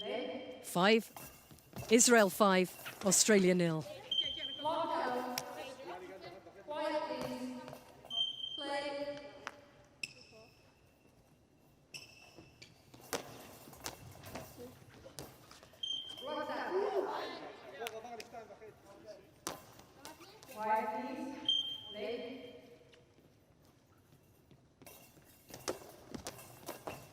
Sound of the ball making its way down the court.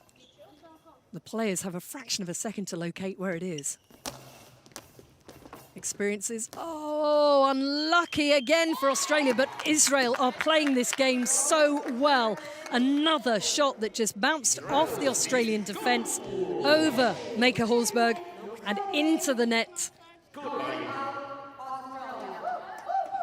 It's proving a very, very good day for Lihi Ben David. Israel 6, Australia 0. So we've got a timeout called by Israel. We could see a substitution possibly. And while that's happening, we've got court attendants mopping down, just making sure there's nothing slippery, no kind of obstacle that could trip our Paralympians up. Being visually impaired, the playing surface needs to be as they expect it to be.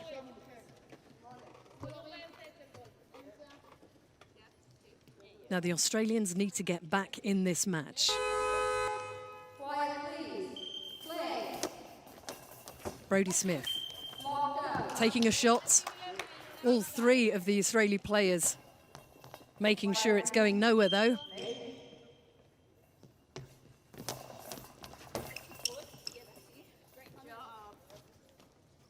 Blocked again.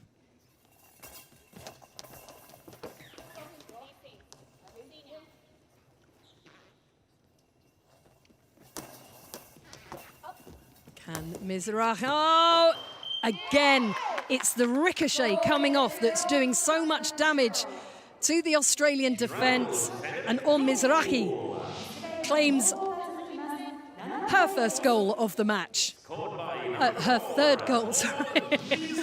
I'm losing count. That is her third goal of the match.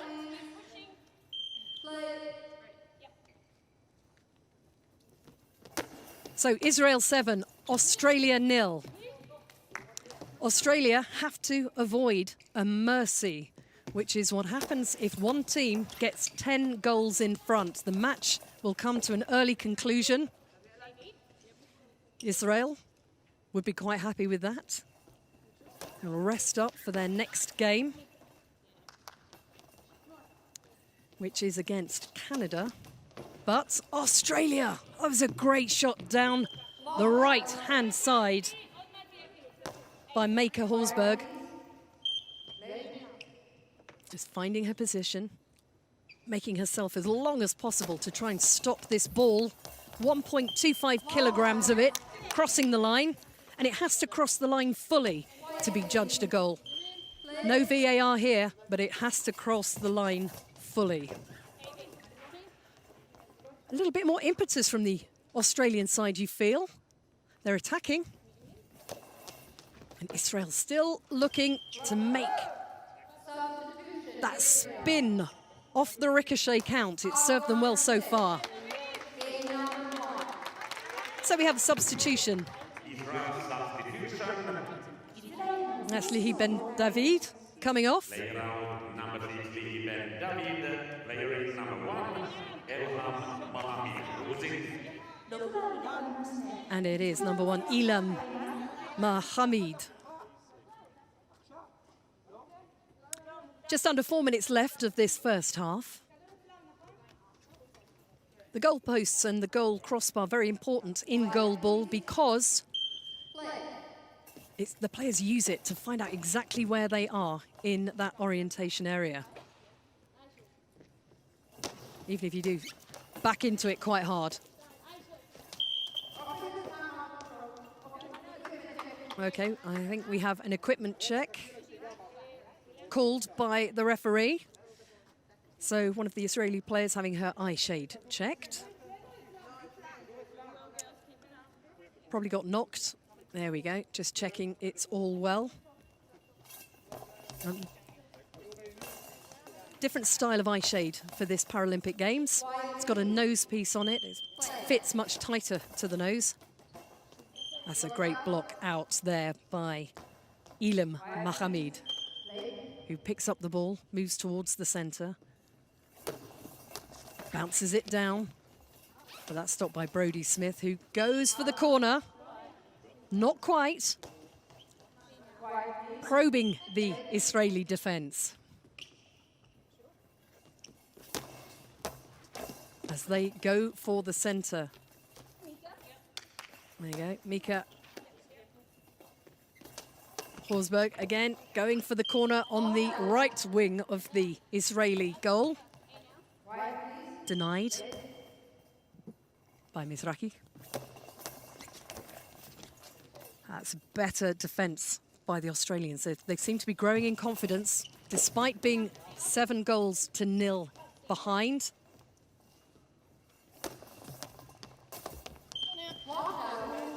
Ilham Mohamed just a little wide that time. Horsberg. Blocked by Hamrani. Sent back by Mohamed. Brodie Smith again trying to get in that left wing corner of the Israeli goal.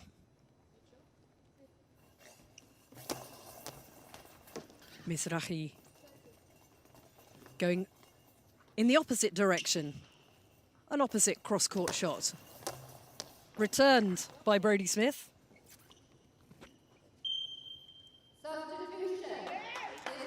Okay, so we have 2 minutes 17 of this first half left. The second of day one's Group C matches between Israel and Australia. Israel 7, Australia 0.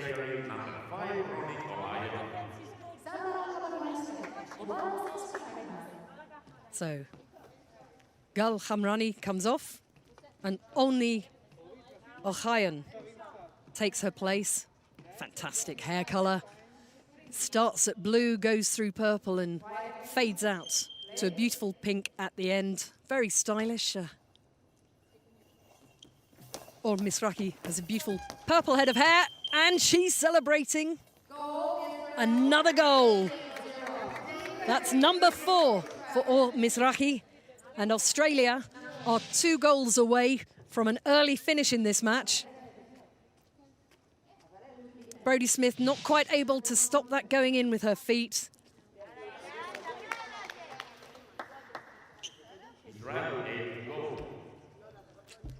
Playing centre, and Teen Taylor not able to stop with her hands. So Mika.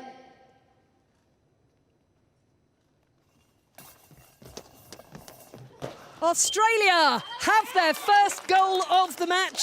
It was a penalty, and it was delivered by Mika Horsburgh. They are off the blocks. They have a goal, and that is a reason to give them some confidence with 2 minutes and 10 seconds left of this first half. So Australia pulling a goal back. It's Israel 7, Australia 1.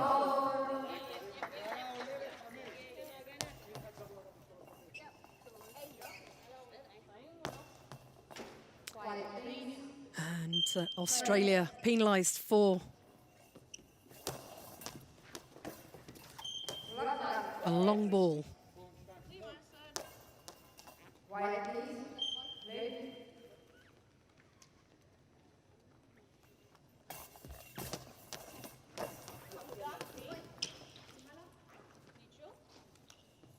Hayam giving the ball to Mohamed. Brodie Smith sends it back up the centre. Hayam passing it back on to Mizrani. Brodie Smith sending it back to Tian Taylor. She's going cross court towards the centre. Onia Hayan sends it back to that Australian left wing.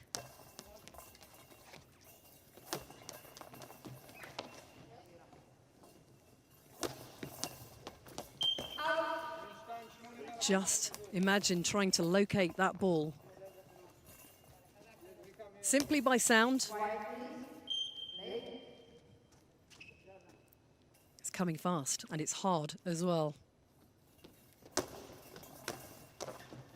Australia looking to take this match into the second half. Things change quickly in goalball. Great block there from Horsburgh.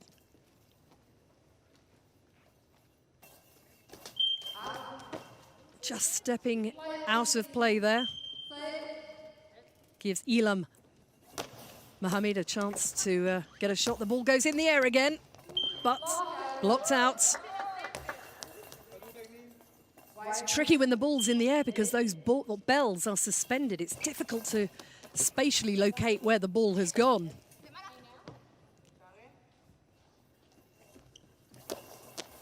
Mizrahi, cross court. There we go. Horsburgh waiting for the ball to come back to her. She knew it was going out. She didn't have to chase it. Slightly off target. 20 seconds of this first half left.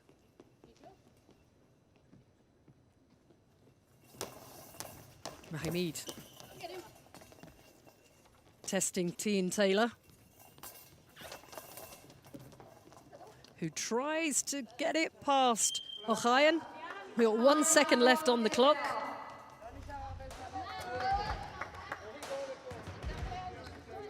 And a timeout is called with 1 second left on this first half.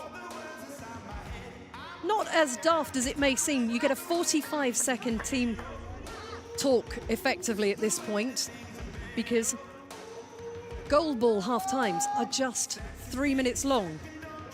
So you want as much time as possible to chat with your team, so you might as well use your timeouts that you're entitled to. Israel get themselves back in position.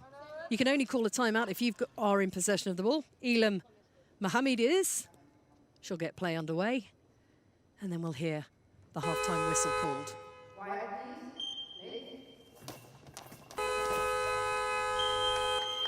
So it's half-time and it's been a dominant performance by Israel.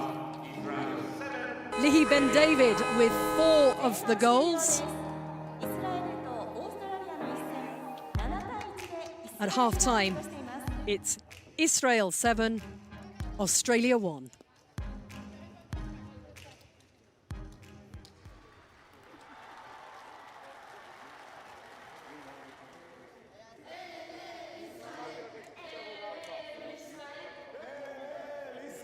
So not too much to say to the Israel team at halftime. The Australians, it's a shame we can't listen into what Peter Corr's saying to the Aussie Bells. 7-1 is a confident performance by Israel.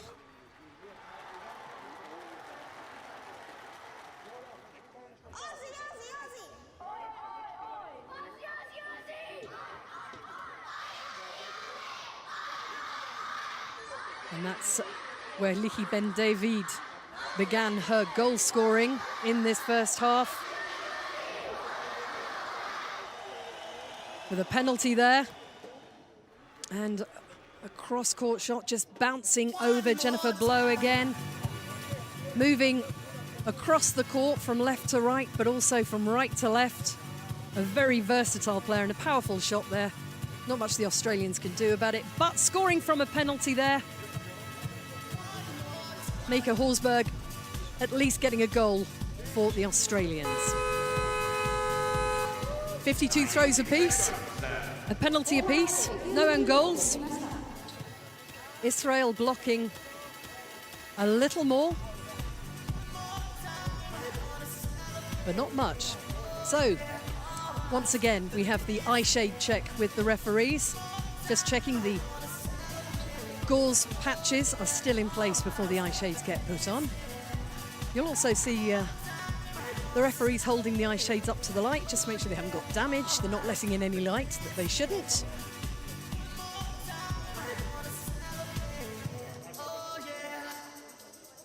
Just having a little check.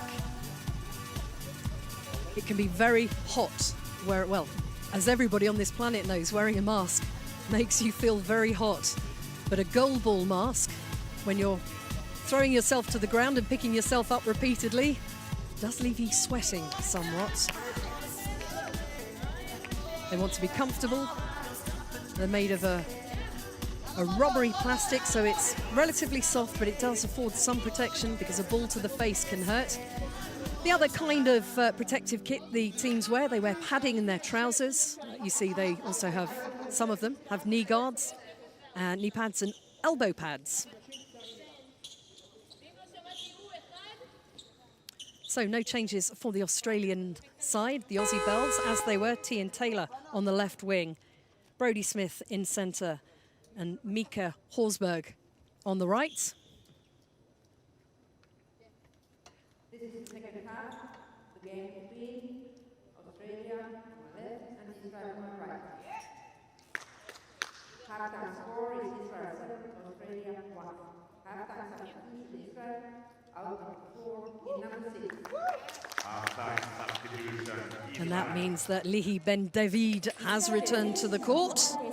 Australia may wonder whether she's returned to continue her goal slam. 5 goals so far for Lihi Ben David, 2 for Oni Mizrahi. Quiet, please. Center. Play. And Ben David gets things back underway, shooting down the centre. Brodie Smith passing it out to Mika Horsberg. Goes for a smooth shot there, tries to fool her teammate, her opposition, into thinking the ball is somewhere else. Quiet, please. Play. Putting some rotation on that, trying to get a little bit more power. Quiet, please. Varying the shots, fast and slow. Just as much confusion as you can possibly send your opposition's way. What can Australia do in this second half? That's a very strong defensive block. So, we heard a noise penalty there. So that is Australia being punished, I believe, for a noise penalty. Quiet, please. Play. Mika Horsberg facing Lihi Ben David, who goes wide. So Missed opportunity there for the Israelis. Not entirely sure what the hooter was for. I think it might have been team penalty for 10 seconds. Australia had possession of the ball for too long.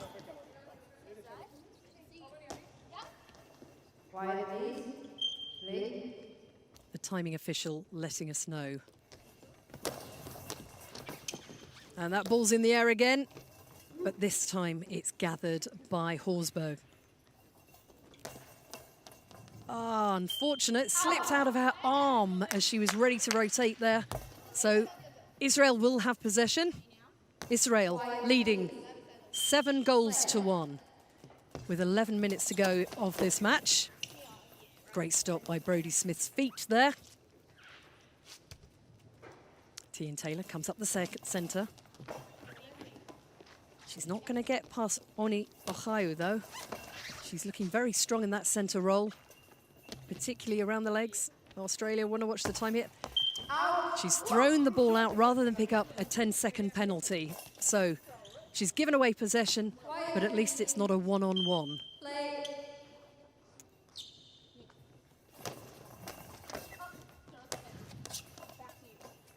Mahmoud denied.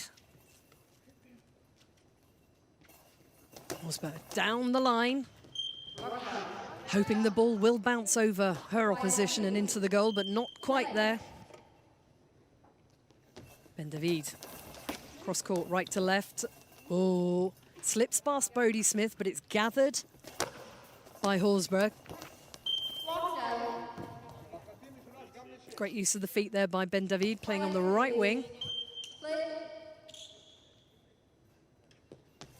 Rotating, dropping the ball, and it's another goal for the goal machine, Lihi Ben David.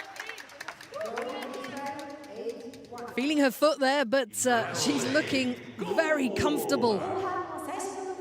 And it's the bounce that's really counting. 6 goals for Lihi Ben David. It's Israel 8, Australia 1.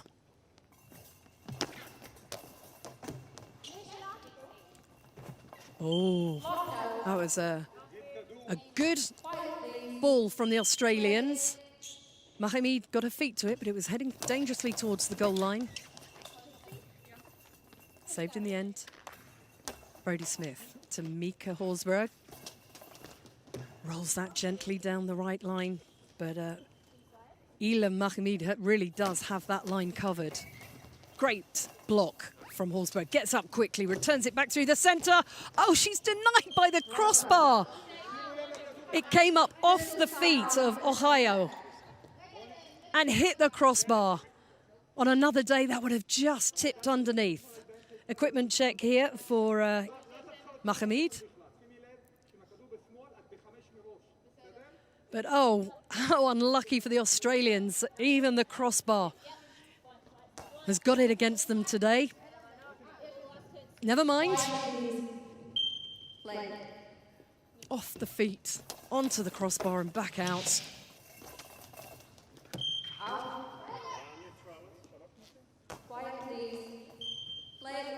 Mahmoud spins, bounces the ball into the stomach of Brodie Smith.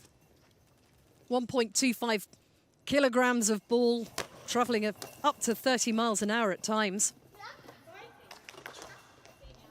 Ohayon back to Mahmoud, again blocked by Brodie Smith. She's proving a stalwart in the centre there. That's a very interesting shot there, Tian Taylor, as Israel put it wide. Just under 9 minutes left now of this Group C match. It's Israel 8, Australia 1. Blocked by Ohayon. Ben David. She is unstoppable. Lihi Ben David with her 7th goal of this game. She's finding the bounce that is outfoxing the Australians. Israel 9, Australia 1. And we're seeing Tian Taylor heading off the court. Player out number 2, Tian Taylor, and player in number 1, And she's being replaced by Jennifer Blow, who started the match for Australia over on the left wing. Now, Australia have to stop another goal from being scored if they want to continue this match, because they are 1 goal away from what's called a mercy, or 2 goals away, should I say, from a mercy. A 10-goal difference in score sees the match ended. So it's precarious for the Australians at this point. Israel 9, Australia 1. Jennifer Blow hoping she can help bolster that Australian defence. Now, Brodie Smith has the ball as another equipment check is just being carried out on the Israeli number 6, Lihi Ben David. Gets herself back in position, finding her place on the court. Ready in defence. Australia on the attack. From the left wing to the left wing, and that one is returned back the same way. Now Brodie Smith's moved over to the left wing. Jennifer Blow's moved into the centre. Mika Horsburgh still on the right wing, still proving a very powerful opponent at that side. Ben David. That's a sneaky shot. Down the wing, blocked out by the Australians. Brodie Smith. Just going straight, no spin. Mahmoud. That is a good block by Brodie Smith with her feet. Jenny Blow pushing it wide onto the feet of her teammate, who stands up and pushes the ball back to Mahmoud. And again, we're getting quite a rally going on here, a real pacey match. Blow back to Horsburgh. He's pushing that ball, probing that centre. Gathered by Ben David, confidently, coolly. She's looking for another goal, bounces off the head of Jenny Blow. So we need an equipment check. Again. Quite often happens if the ball hits you in the head, you can dislodge your eye mask. And in very humid, warm conditions in Tokyo.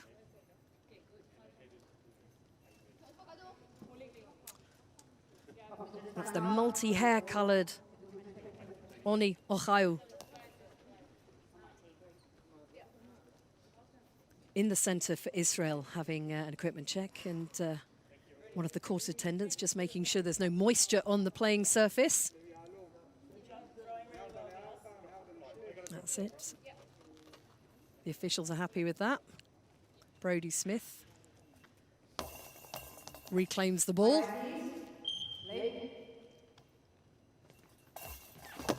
She's playing that one down the line. Ben David getting her feet to it and gathering it with her feet. Looking to put some more bounce on it. The ball bouncing away from Jenny Blow. Brodie Smith takes it again. Israeli all ears for the approach of that ball. 7 minutes to play. Israel leading 9-1. Australia making a match of it.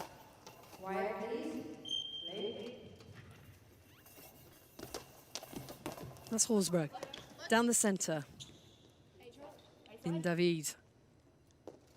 Looking to make it 8. 7 goals for her so far. It's Israel 9, Australia 1.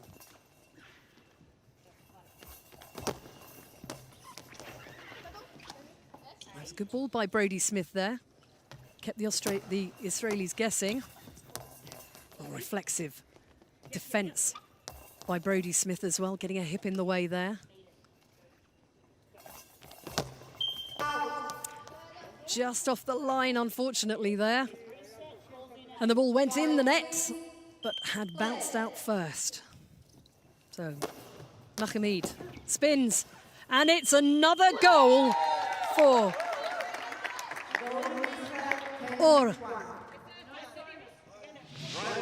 Ilham Mohamed. 得点を2桁にしました。10対1です。 Scored by number 1. One more goal for Israel, and this match will be over as things stand. Israel 10, Australia 1.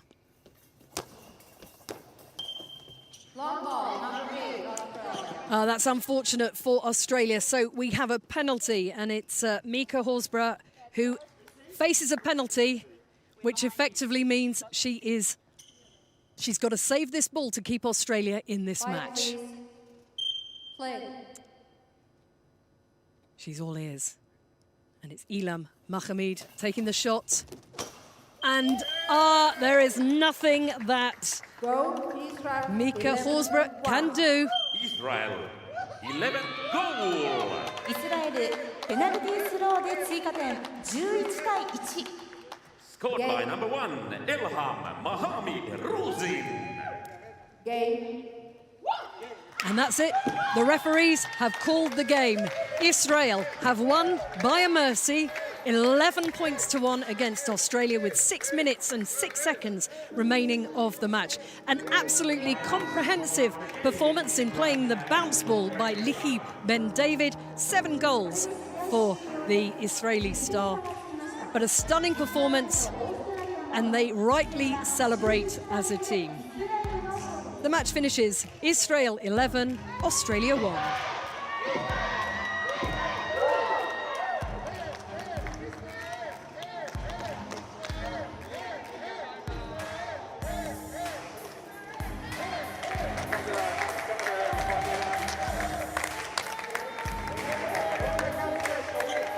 All smiles the Israeli team.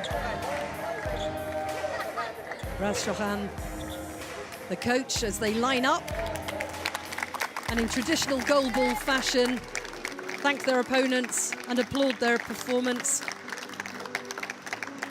Big thumbs up from Peter Kaur there.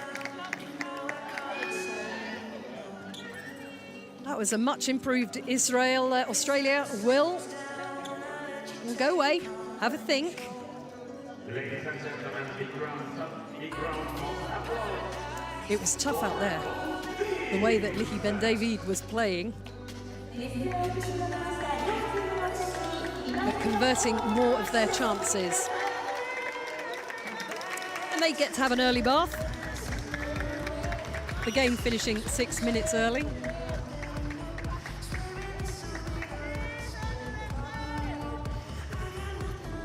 So those penalties. A long ball, 2 long balls, and a 10 seconds penalty for Australia. And a 10-second penalty here given to Israel.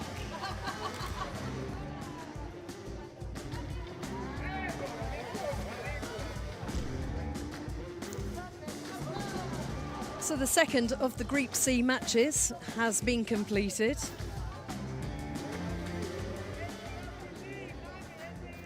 Plenty of food for thought for the Australians. They'll be heading back to the Paralympic Village to prepare for their next match, which is against China. Israel take on Canada in their next match.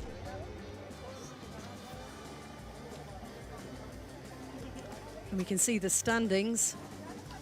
Put Israel top of the group on goal difference. I suspect that will be RPC scoring a win earlier today. Joint leaders at the top of the board.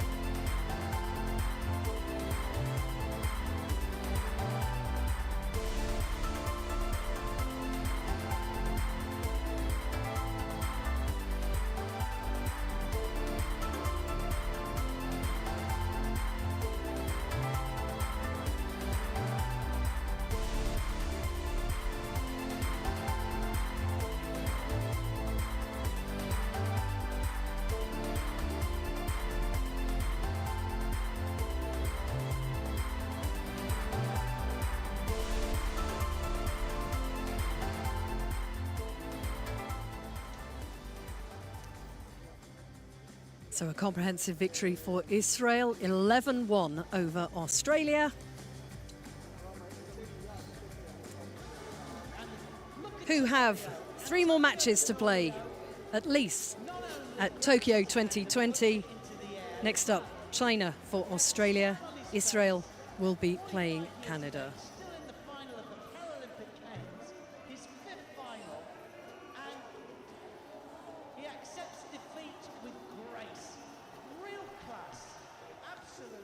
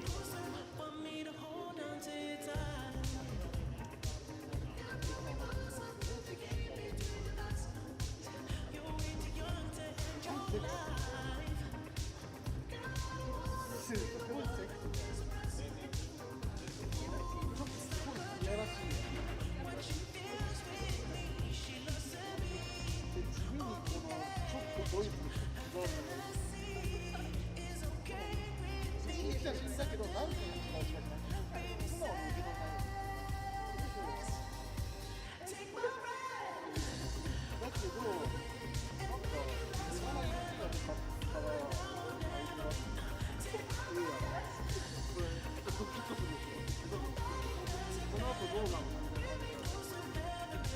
じこれがカップルとかだったらよかったと思ういやまあでもその可能性が別に世の中的にこれだけ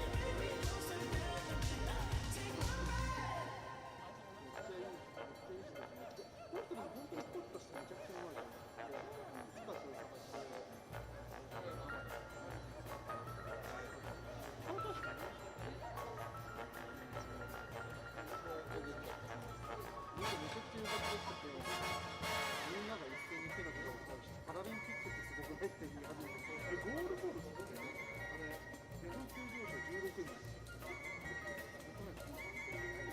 そう。でもね、男子が、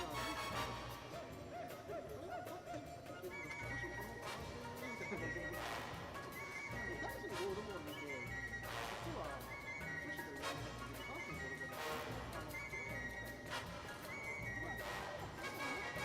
のゴールボールトップスピード中国のエースとかで測ってみたら65キロぐらいなんですよ。だから今多分多分それ出てるのがいいかな。いや、本当なんか最強のスピード。ボールがこうやって動きで窓の中に回ってきて、はははやってしません、今のところは。ただ、みんな世界的にその認識であって、い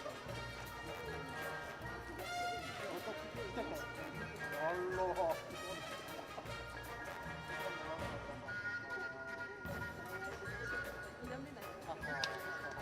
よく分かっていらっしゃる。で、世界選手権の1位、2位、3位、パラ1が決まるっていう、世界選手権で、こいつね、これに言いますよね。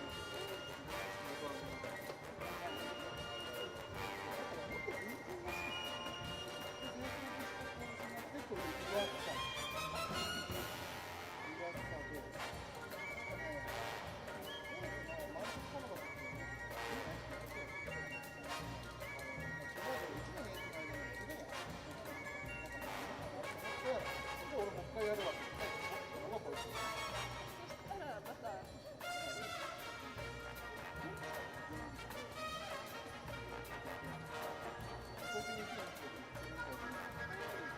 もうちょっとだったな。Somebody from USA number 4, the first name. Asia or Asia?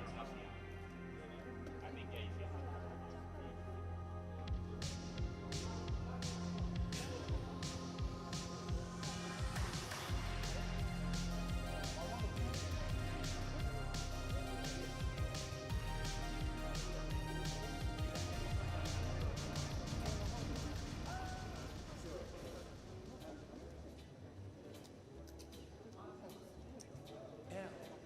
Is for the way you look at me. O is for the only one I see. V is very, very extraordinary. E is even more than is all that I can give to you. Love is more than just a game for two. Two in love can't make it. Take my heart and please don't break it. Love was made for me and you.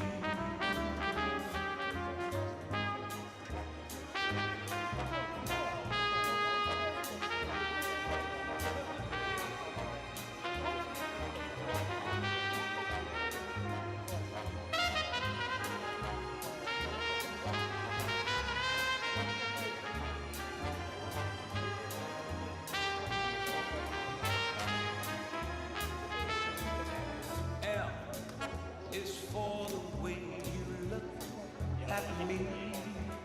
O is for the only one I see.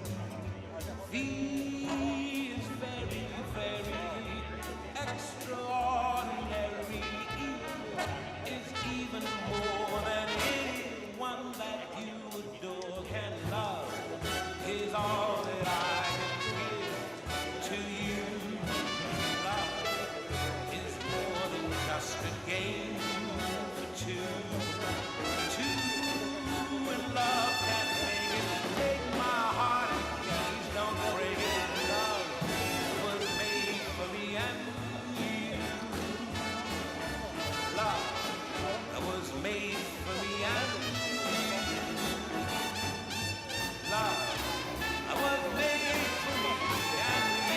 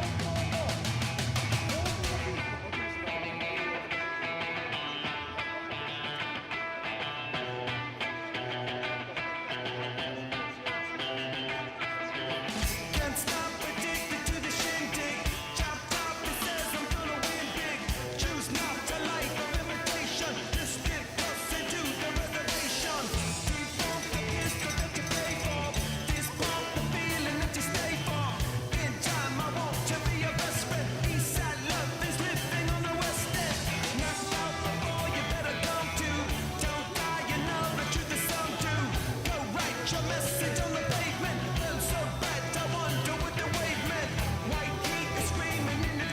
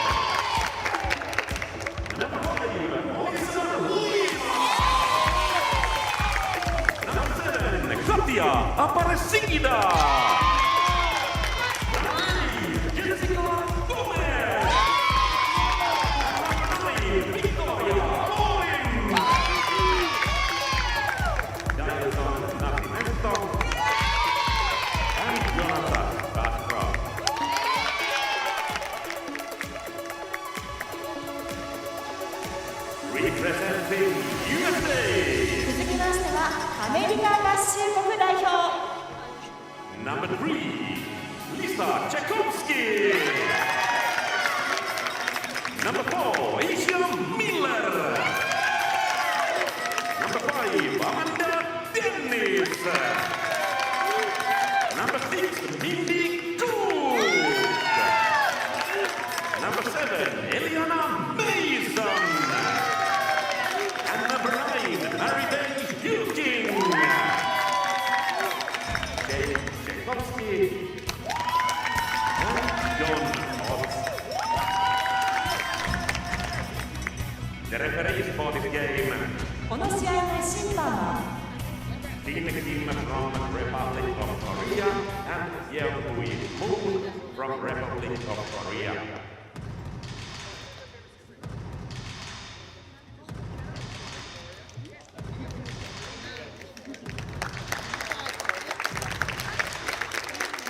Minutes and 50 seconds to game. 試合開始まで11分45秒を切りました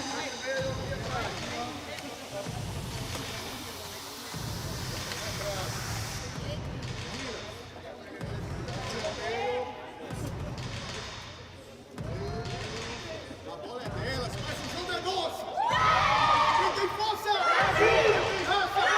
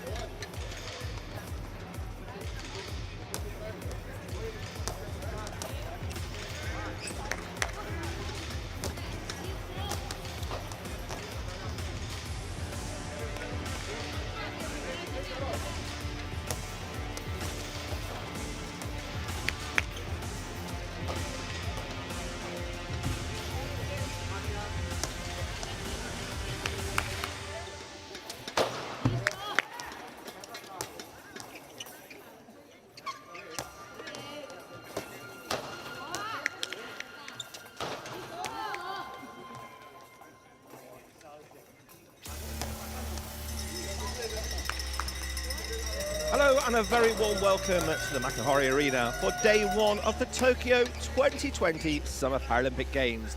And it is time to bring the final game of the competition. This is the Goalball competition and it's the women's Group D. We have Brazil taking on the United States of America.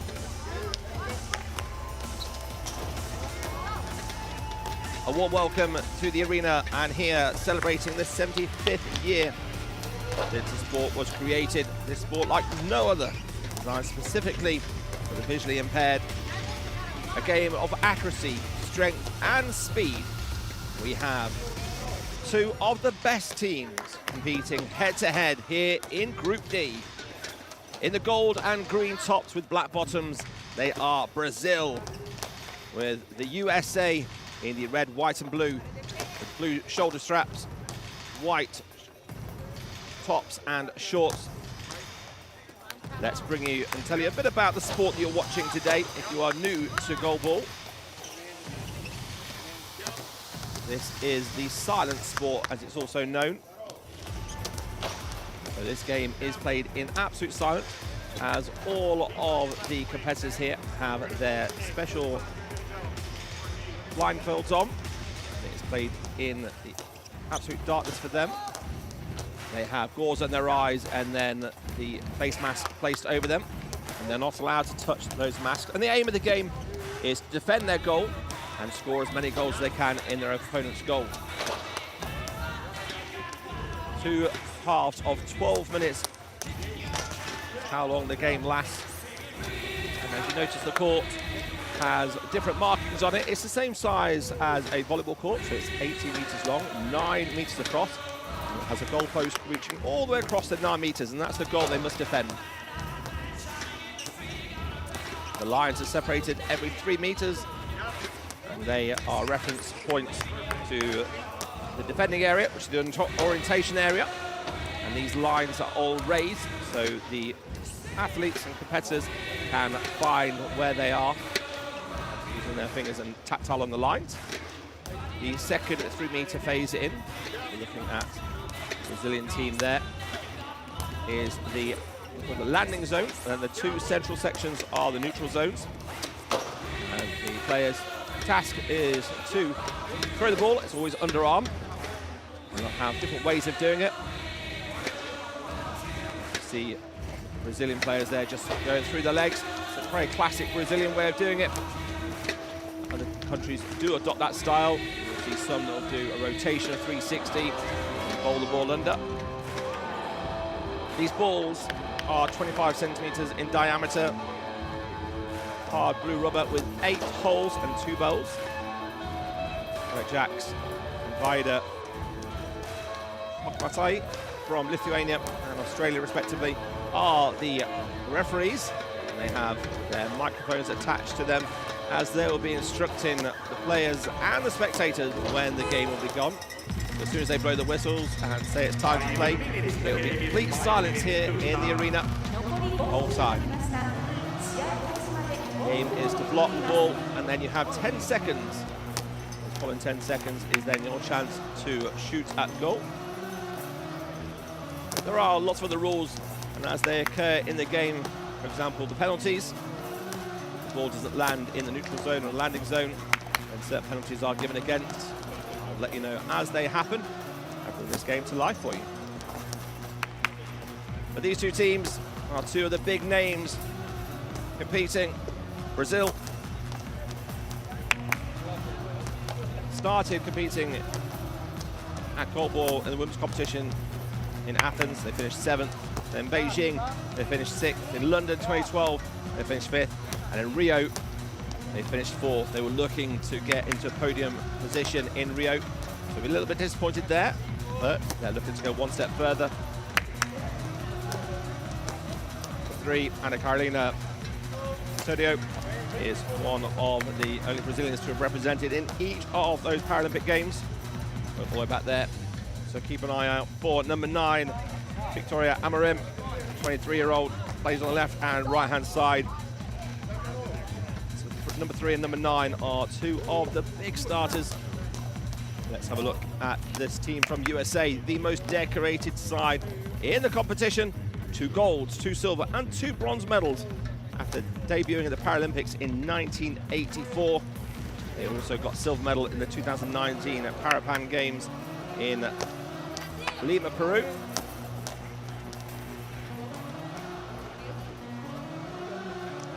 Lisa Tchaikovsky and Asia Miller, number 3 and 4, are 6-time Paralympians.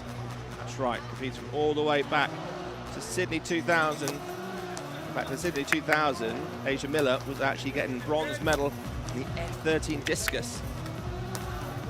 And number 3, Lisa Tchaikovsky, also 2000 in the F12 discus, got a silver medal. Just the one member of the team not competing in Rio. Into the team number 6 is Mindy Cook. She only started competing in 2016. And the rest of the 5 members of the team from the USA have all competed in at least one Olympics. Often competing in London as well, alongside Amanda Dennis, newly married to Michael Dennis from Germany, who's been competing here in the Paralympics for Germany at goalball. USA in the World Championships finished 6th in 2018. They were the World Champions in 2014. They're looking to get back on top of the podium after winning bronze in Rio. Their last experience of gold in goalball was in Beijing 2008. Looking here at Tokyo 2020 and the Summer Paralympics. Put amends to that.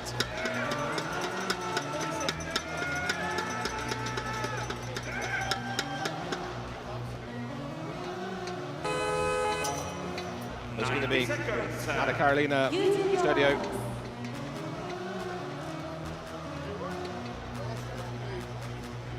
The 3 starting for Brazil, also Aparecida de Lima, number 5, and Victoria Amorim, number 9 for Brazil. And in the colours of the USA on the screen there, head coach Jake Tchaikovsky. Here's his wife Lisa, wearing number 3, 6-time Paralympian, the 42-year-old. Asia Miller, sorry, Amanda Dennis, number 5, 27-year-old, also starting. Liana Mason making her 2nd Paralympic start, wearing number 7 for USA.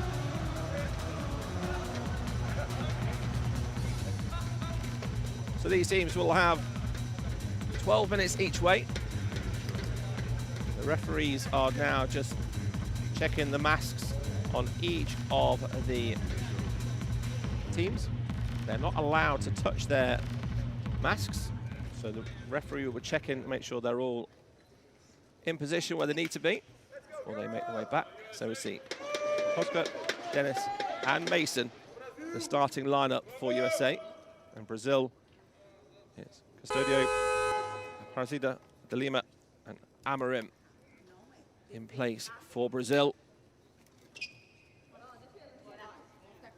This is going to be a really intense battle. They played each other in the World Cup.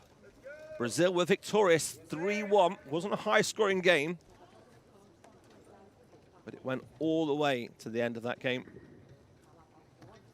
In Anna Carolina, number 3, the most decorated player for Brazil.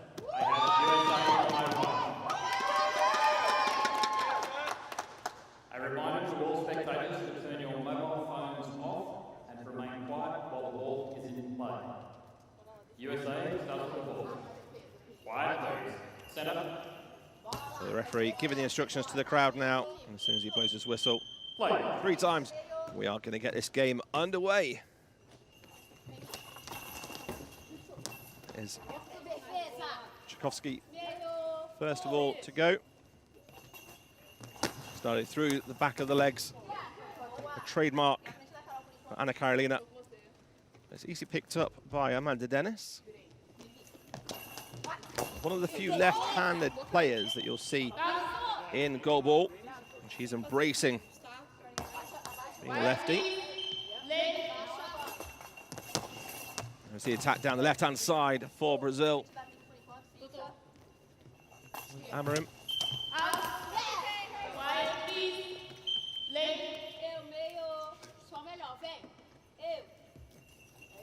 And Carolina takes a couple of steps, swings through the legs, and it bounces over the arms of Dennis.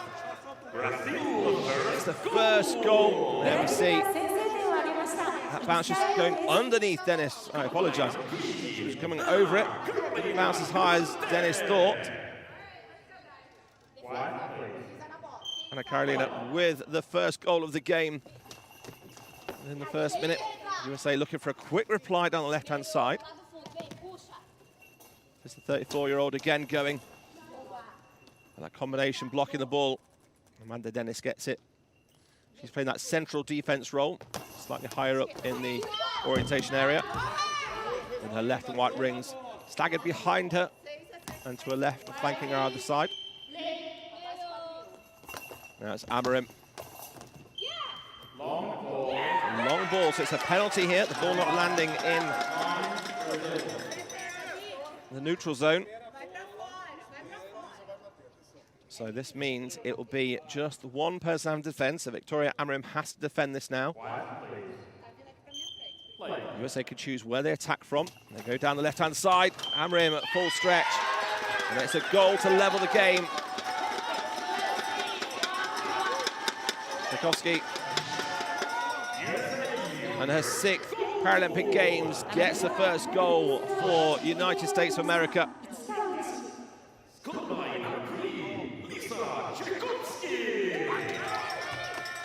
There's the fist pump, shows what it means. They know this is a big game in their pool. And Carolina, again, her trademark. Steps and turns. Once they block the ball, they've only got 10 seconds in which to make their next attack. That left hand of Dennis goes from the centre to the right-hand side, off the post. A cracking goal for Amanda Dennis, the 27-year-old, gets off the mark here in Tokyo, off the upright. Is that left-hand action going across?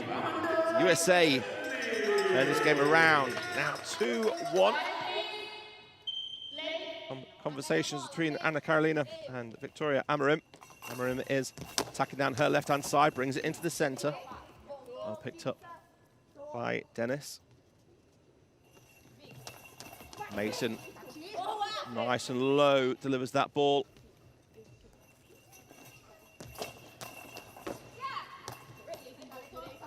Good defence by the USA. They'll be buoyed by those first 2 goals early on. Here comes Dennis. Good work in the middle. Right. Parasida Dilima. They're going to get attack. Ball's just push out a play. This is where the referee is going to talk about keeping the noise down. Once the ball does cross the line, the referee will blow his whistle twice to signify to the teams that a goal is scored. Amarim goes across the angle from her left-hand side to the right, trying to open up that defense from the USA. Dennis comes down the centre, and that left arm naturally taking the ball across to her right-hand side.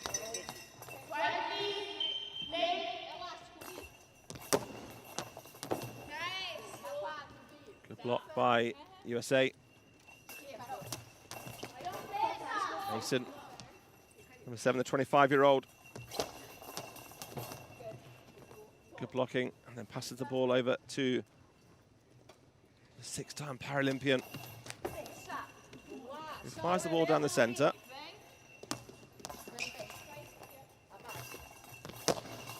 Parasida Dilima doing the defensive duties in that central position. Will attack occasionally, but the power of Anna Carolina and Victoria Amarim, the key attackers for the team from Brazil. As I said, finished 4th in Rio, 5th in London, 6th in Beijing, 7th in Athens.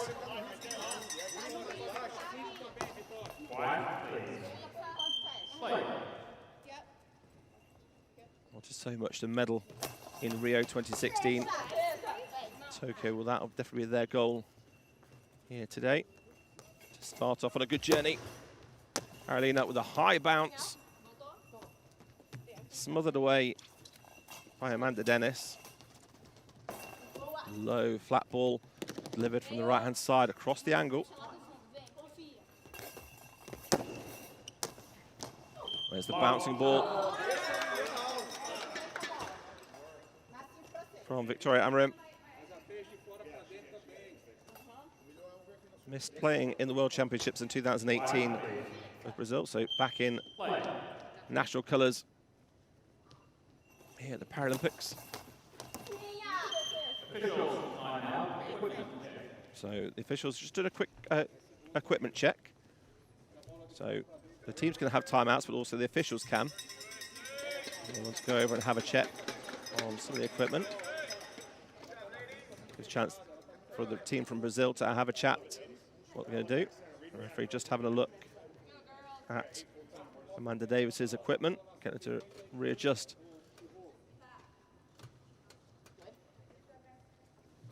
Tap on the shoulder. He's happy with it. So we'll get the game back underway. 8 minutes 14 left on the clock. USA on those two fast reply goals to Brazil's first goal really early on in this game. Carolina, number 3 for Brazil, only 34 years old, already in the 5th Paralympic Games. Good blocking down the centre.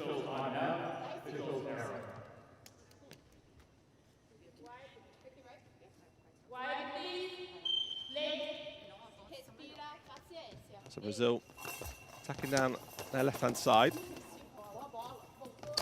Quickly blocked. And can play with Amanda Dennis. Just having a feel on the line, just getting her positions right defensively. That ball diagonally across. Good save. So Mason switched over to left-hand side and squeezed the ball through. And it is that change up with Mason coming onto the left-hand side. Started on the line. That ball getting through the gaps in the legs of Anna Carolina.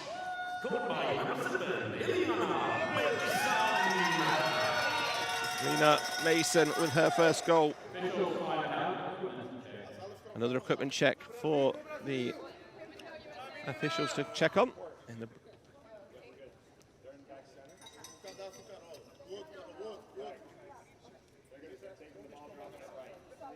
It's just a shoelace being checked for Anna Carolina. So 3-1 the score here.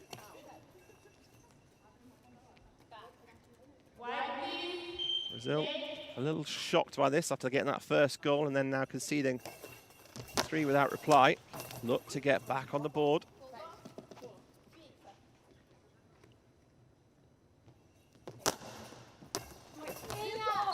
And the Dennis goes straight down the centre.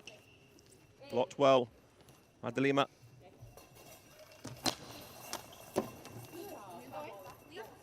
Full body in front of that, blocking that by the 27-year-old. That attempt by the USA goes out wide on the right-hand side. Now comes Amorim.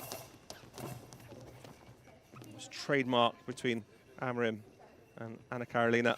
They bowl that ball between the legs.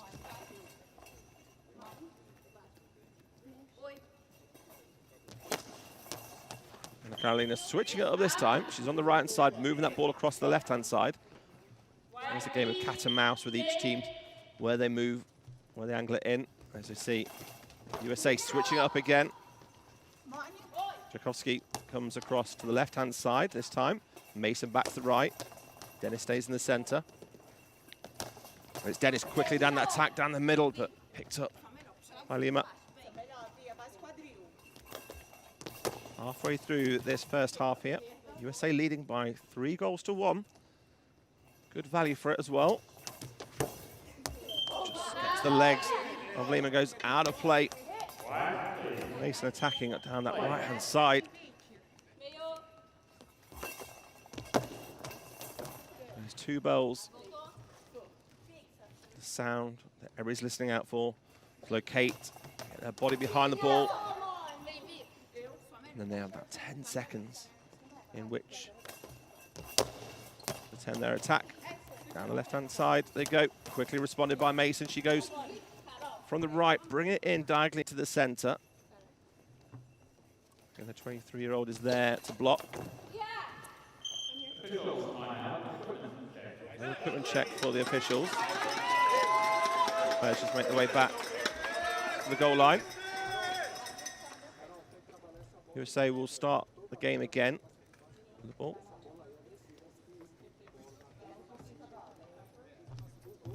Aparecida de Lima, number 5 for Brazil. Just getting her equipment checked again by the referee. Making sure it's comfy, it's in position, that nothing can be seen, no light can be coming from anywhere. So we're all on a level playing field.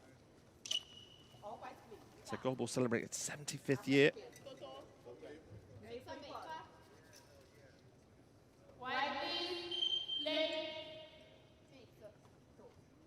Yeah, Miller. Oh, sorry, Amanda Dennis attacking down the left-hand side. With that left hand, just brings the ball in slightly, looking to get that gap between the two defenders. They defend it well. Dennis gets back and puts the ball out of play with the feet.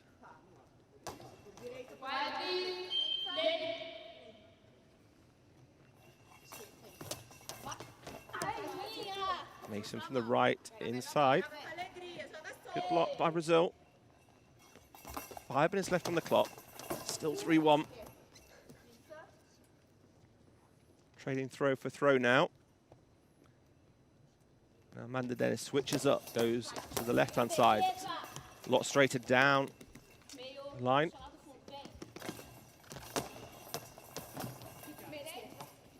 As Brazil defending it, then they get their attack in. The USA head coach, Jake Rakowska, calls for a timeout. He was the assistant coach in Rio. And the ladies from the USA took the bronze medal, then took over. He's also the head coach of the US Goalball training at Fort Wayne, Indiana. And these ladies have been training ahead of the Paralympics here in Tokyo. Brazilian coaching team there, just guiding the team through to their tactics. 10-second buzzer means the players just get themselves ready to go. Just finding their positions. And Carolina quite high up on her defensive position now, so she's on that 3-meter line on the edge of the area. Orientation area. Defend it well. Amrim on their left-hand side.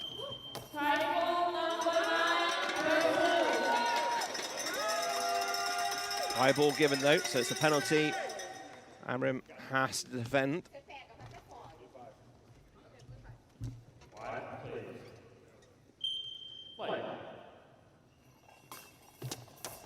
Mason attacking, and she does score down the right-hand side.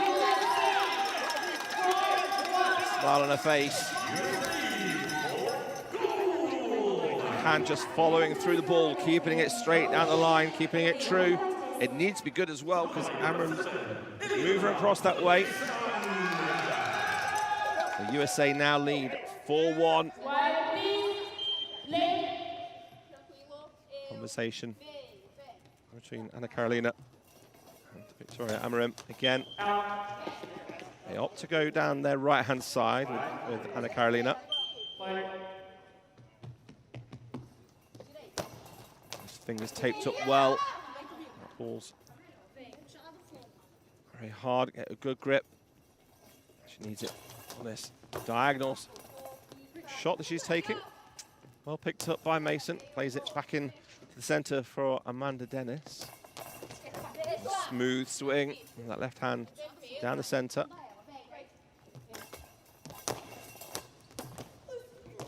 Oh, it's squeezed through. Amarim starts off on her tally.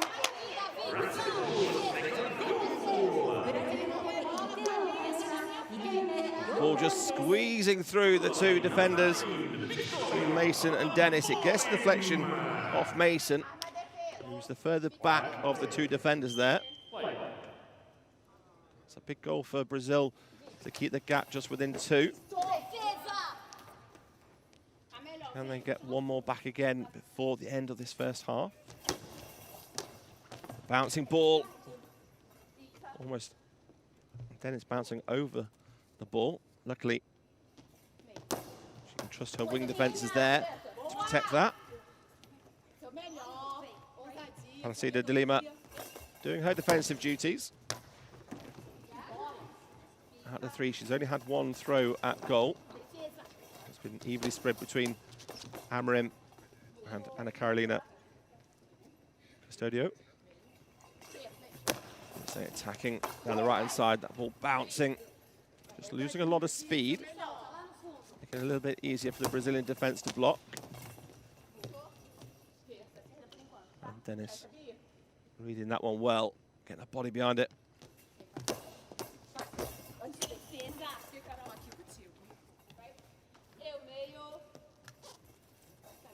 And then it takes those 3 steps backwards diagonally, trying to bring the ball across from a different angle.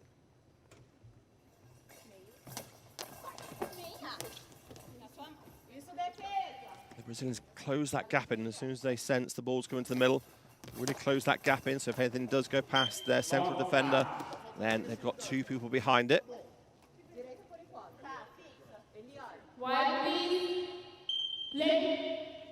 Just under 2.5 minutes now. This 2-year-old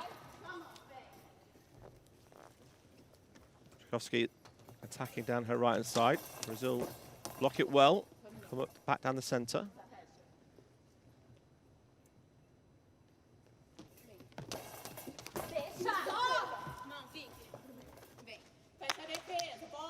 Amarim moving to the centre. Change of angle for her. She goes from the centre down to her right-hand side.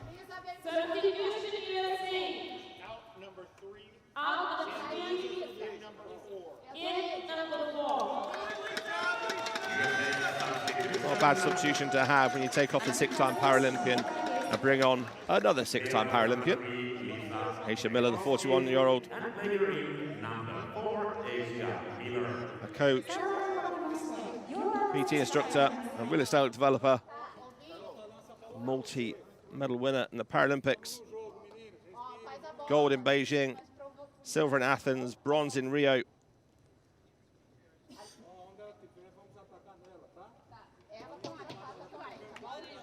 Miller makes her first appearance here in Tokyo.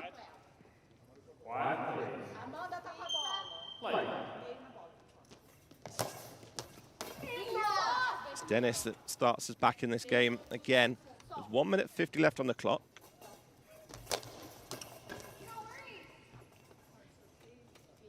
Miller straight in with the action down the left-hand side. Moving a hand from underneath the ball, giving a bit of movement across to the right-hand side.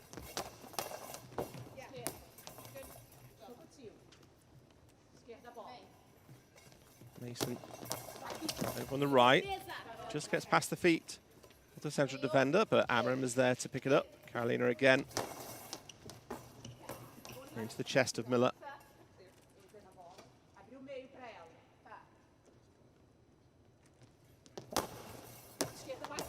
With intent and purpose, Dennis delivers that ball. Amarim bring the ball from the far side into the middle. And 2 left and right wingers for Brazil. 22 and 24 attempts at goal. Just with 2 to their name though. USA have had 46 attempts. 2 penalties as well for a high ball and a long ball gone against Brazil. it wasn't for the penalties, it would be 2-2.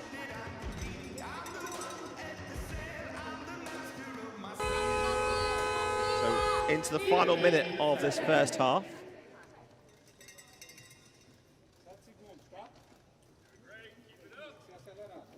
Taking that bit of air in for the final 50 seconds in this first half. And this Group D will match these two teams. Appearance here in Tokyo. Miller it is on the left-hand side.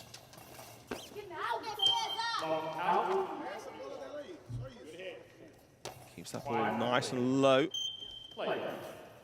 Slightly harder to hear the direction of the movement. And Anna Carolina, that through the legs, goes out wide to her right-hand side.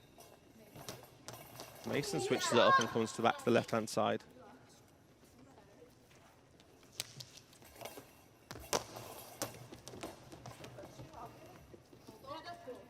Aaron down the centre. Well blocked by USA. Dennis moving that ball across to the right-hand side. Their angle's slightly wrong. Switch it up for Brazil this time. Anna Carolina, the number 3, has moved over to the left-hand side. Brings that ball back inside. Well blocked. Bouncing ball by Dennis. Final attempt in this first half goes down the left-hand side for Victoria Amorim. And we go into half-time. The first goal has then been led by USA. A couple of penalties going their way as well. It is half-time here in Tokyo. And it is USA 4, Brazil 2.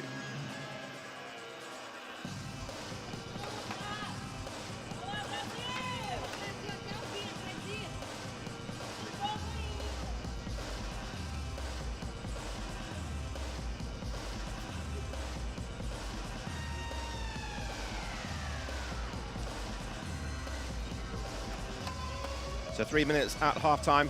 Let's have a quick look at the highlights.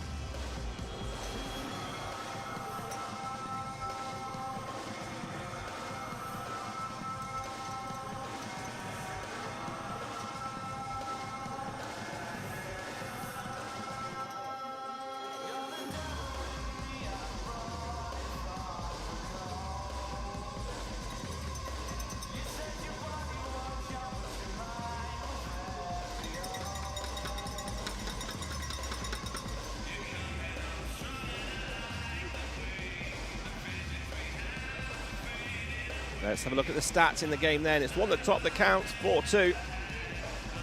Even on the throws, 252. It's those two penalties that Brazil have conceded for a high ball and a long ball, which is splitting the difference here. In this pool game, Group D. They've also got in their group Turkey, Japan, and Egypt to be competing against.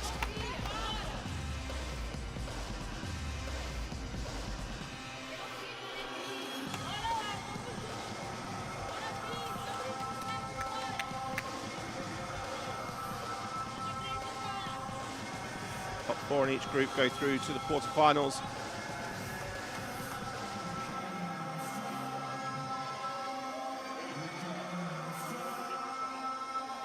So Brazil just going through their mass check. No changes for Brazil, continuing. Ana Carolina, number 3, number 5, Aparecida de Lima, number 9, Victoria Amorim.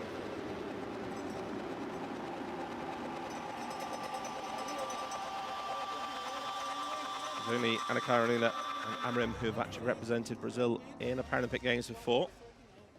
The rest are all fairly new, but most have competed in the World Championships in 2018, so they've got a good pedigree about them. I know they've got tough competition here. This American team who continue as they left off with Miller number 4, Dennis number 5, and Mason number 7. Miller's on the left-hand side. Amanda Dennis holding firm that central defence position. And Mason out on the far side of the screen as you look to it. So USA shooting to the goal to our left. This is the second half between Brazil on my left and USA on my right. The half-time score, Brazil 2, USA 4. Brazil, start with the ball. Quiet, please. Center.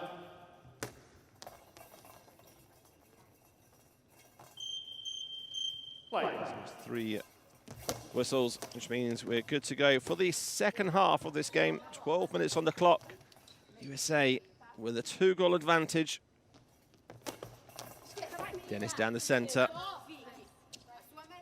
Well blocked by Brazil. Bit more pace coming out from Amarim now on the left-hand side. We've talked about how they want to attack this American defence.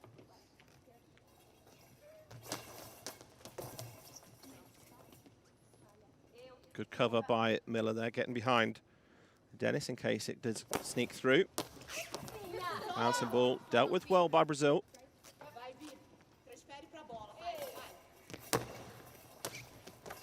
Three bounces right into the legs of Miller.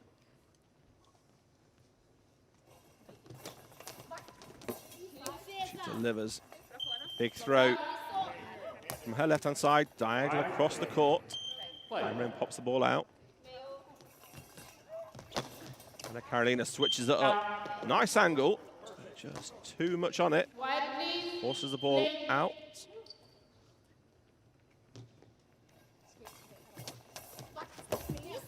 Each team here trying to make the opposition move across and trying to exploit any gap they can get in the defense. Oh, she snuck it through. Dennis gets another, that left hand down the middle. Bounce. Through the legs. Kalima, Amarim couldn't get in behind it quick enough. Waves, hands high. Timeout call for Brazil. The timeout happens. The two referees stand at the centre and just keep an eye on the two teams, make sure nothing's happening to the masks. Good start here in the second half for the USA. In the opening minute and a half. Dennis with her second goal of the game.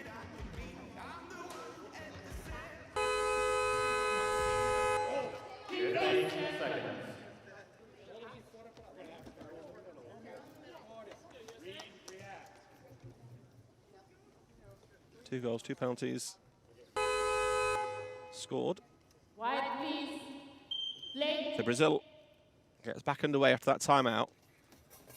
What was the coach managed to say to her? Oh. She went all out for that one. There's a lot more power in it, but it's a long ball.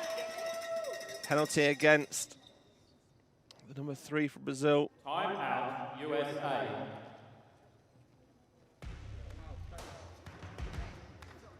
So timeout called for USA when they've got a chance of a penalty.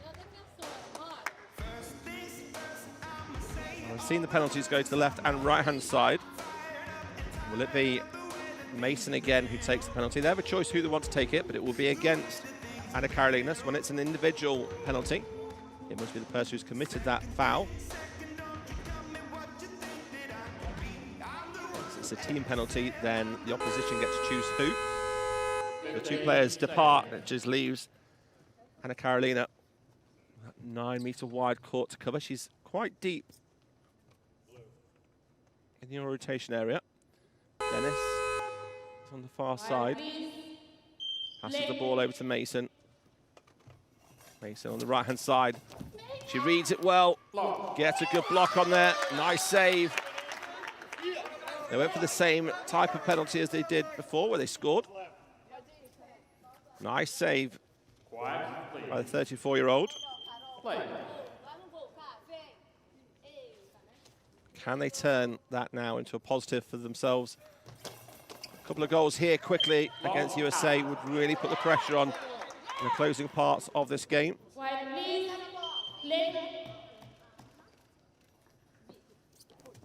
Miller. Step, turn, and launch.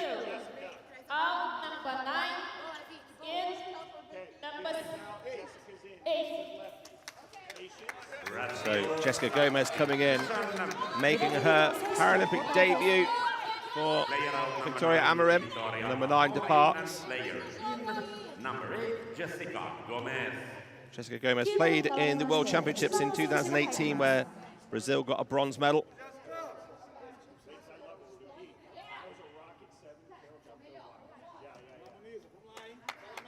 So she joins Lima and Custodio on the Brazilian ranks.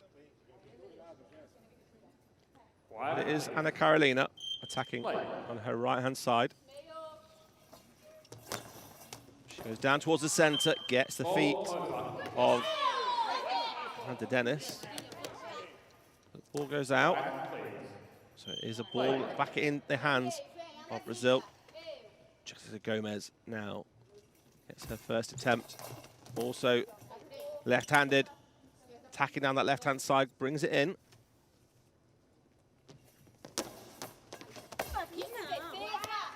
Gomez straight into the defensive duties.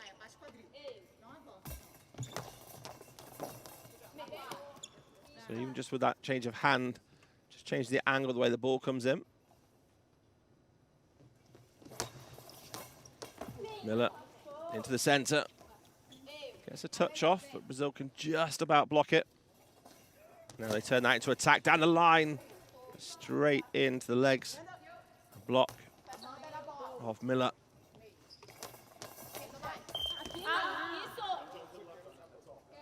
USA firing wide to the right-hand side. 3 goals the difference here.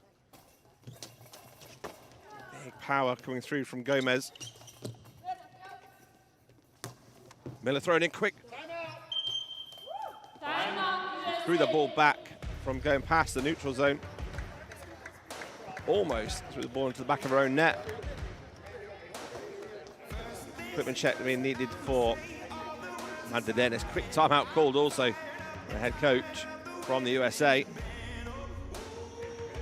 USA almost at 6 and 7 there on the scramble. Sometimes we'll see the players, if they can't get the ball back in time quick enough to actually get an attempt on goal, they'll put the ball out. Yes, they'll lose possession. 15 seconds. Miller was a bit further away than she thought.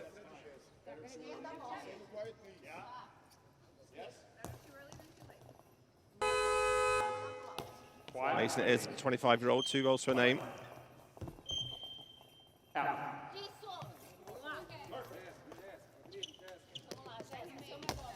They put the ball out. Gives Brazil the ball back now. Quick equipment check and shoelace being tied for 2 of the team from Brazil. Referee will blow the whistle to say game on.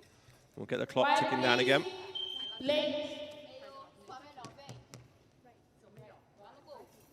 Gomez attacks down the left-hand side. That left arm bringing a nice tight angle in. Can't find a gap between Dennis and Miller. Hands the ball back to most decorated Brazilian player who goes down the line.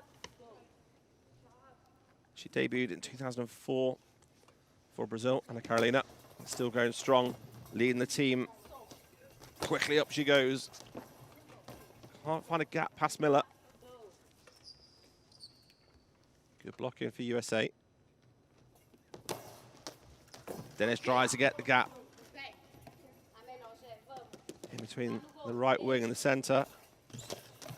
Gomez sneaks it through the centre. She's moved in from the left-hand side, and now that left arm has powered it through.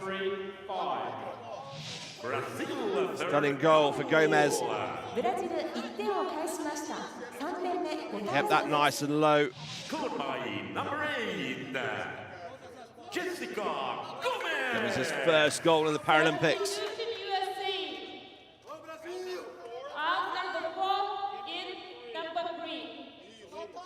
So the switch in the game.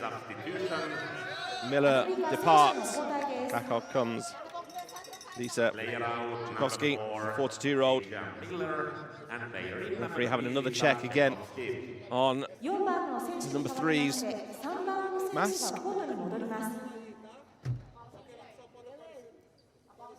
Gomez has found a gap in the defense.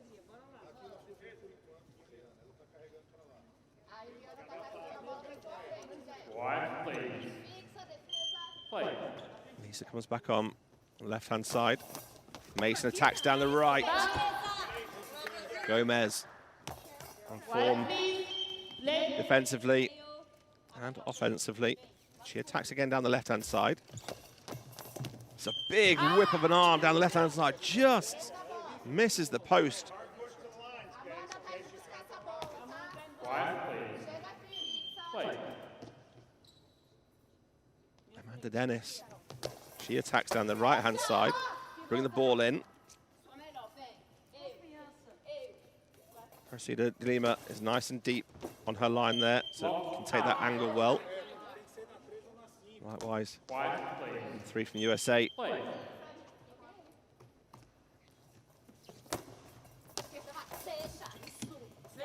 Picked up nicely down the centre again. Cressida de Lima just doing what she does right, defensive duties. Then Gomez and Ana Carolina take on the attacking role. Nice defense from the centre again for Brazil out to her right-hand side. Carolina switching the angles up. A diagonal ball. Trying to find that bottom corner. Gomez now back inside where she scored last time. Comes right to the edge. On the right-hand side. Goes to the same line. Not going to fool Dennis the second time with that one. Blocks it well with the feet. And the combination of the centre and right wing for Brazil. Carolina. Carolina, it was on the angle. From the left-hand side this time. Just mixing it up. Two different styles in Gomez and Ana Carolina on attacking. Have a listen to the difference that the ball makes. Flatter roll from Gomez. Well blocked by USA. It's a bouncing ball from Dennis. Right into the stomach of the centre. They're trading throw for throw here with 6 minutes on the clock to go. USA still leading by 2.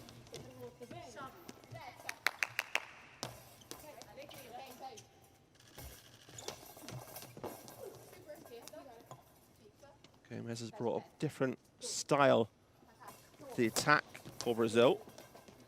Block out. And they're carrying her at full stretch. Knew she had the corner of that goal covered.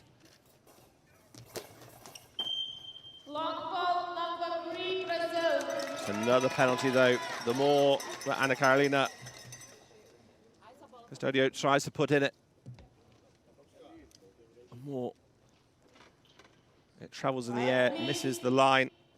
So this time she stays quite central. It's a great block, nice save, right smack bang in the middle, orientation area. She held herself up as well, knowing that she's got to get across the left and right hand side, so didn't commit too early, waited. USA gave her more of an opportunity by throwing it down the centre. That was an opportunity for USA to really put the pressure on Brazil.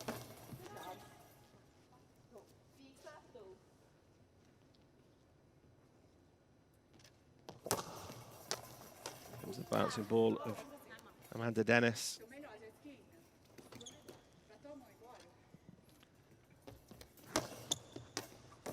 Oh, a squeeze through again from Gomez.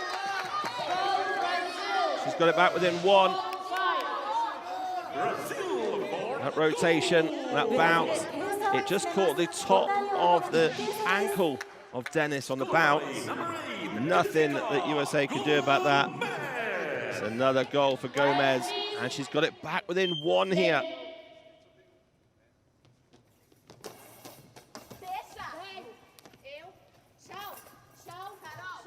Just managed to keep the ball inside. And the length of time it took to do that, the coach called for a timeout.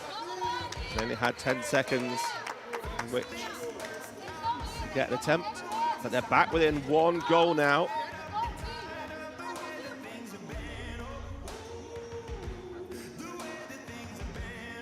Gomez has been a game changer for Brazil since she's come on for Victoria Amorim. Not that Amorim was playing badly, just that change-up of technique, angles that she creates, the power she generates as well. 2 goals from 12 throws.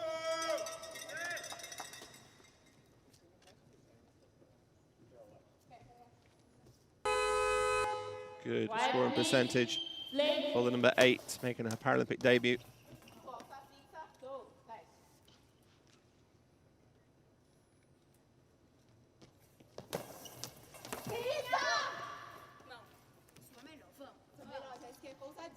Parasida de Lima just going about her job like she does always. Defensively sound. Just lets the other two do the attacking. Gomez quickly into attack, but changes it up and says, off you go, Ana Carolina. Down the centre she goes, change of angle, that bouncing ball. But Mason is up for the challenge. Place it over to this left-hand side now. Tchaikovsky.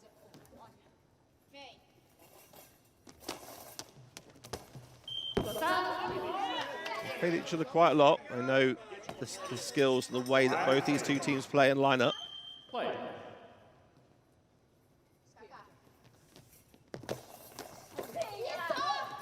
And the Dennis with a big grip on the ball.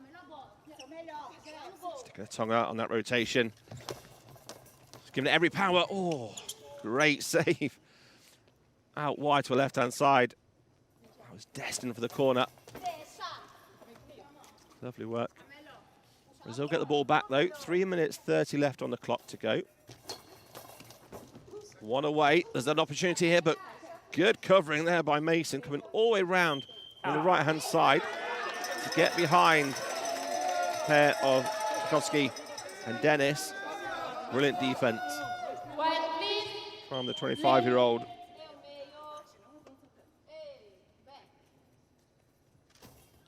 Gomez switching it up to this right-hand side now. Just making the American defense think about it.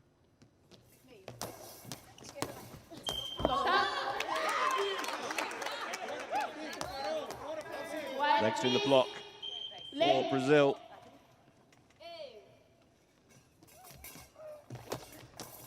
Long ball, number. Another penalty against Ana Carolina. It's the 4th long ball penalty. We've also had a high ball as well. Just as Brazil get back into this. Ana Carolina sets herself in the middle, waits to listen. This a goal for USA. Dennis goes to her left-hand side. Aaron at full stretch. And it's back to a 2-goal deficit here. Carolina just pushing it too much.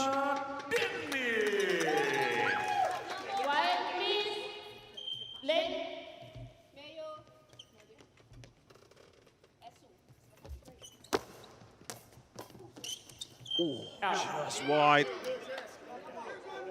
Gomez again from that left-hand side, diagonal ball, just past the fingertips of Tchaikovsky. Just inches wide. Been the perfect response to that penalty. Brazil just doing all the work to get back in it. Anna Carolina just giving away a penalty. Can she make amends here in the final 2.5 minutes that are left on the clock? USA looking to get one more just to settle the nerves a little bit here. That opening game in the Paralympics.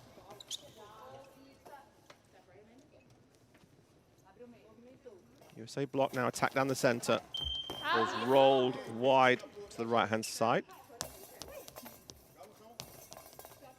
Wide, please. Play. Carolina attacking on that left-hand side, change the angle. Trying to find the gap. Does Dennis attack quickly? No, she gives it to Mason. They've distributed this ball well onto 3. Ball just hitting the head of the number 5 from Brazil. So we'll just have a quick check on her equipment. Make sure the mask hasn't moved. Also gives the courtside assistants a chance just to dry any wet patches that are on the floor. Makes the floor extra slippy. Official timeout, equipment check.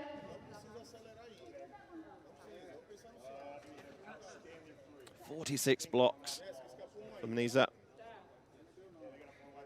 Goes about her business so well.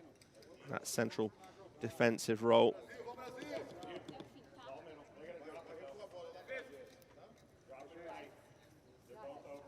Highest of all the blocks. Dennis is second in blocks with 33. You do obviously expect the central defender to block more. But he's at number 5 from Brazil. That's her key focus there.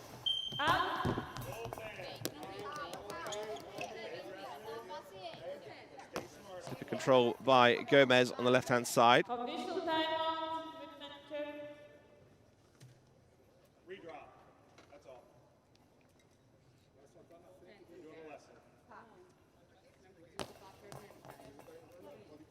Wide, please. Play. So just under 2 minutes left on the clock. USA with 2-goal advantage. They need a goal fairly quickly for Brazil. In the hand of Gomez, there's a big chance of that happening. Dennis moves across to her right, blocks that beautifully. Keeps it in her hand. She wants to get another to a goal tally. It runs along the line, off the post. Well picked up by Anna Carolina. Could have gone anywhere, that. It just rolled delicately across the line. Wide, please. Play. Until that whistle blows twice, they know it's not a goal. They're going to keep Timeout, Brazil. putting their body behind the ball. With 1 minute 20 left on the clock, we go to a timeout called by Brazil as they trail by 2. It is USA 6, Brazil 4.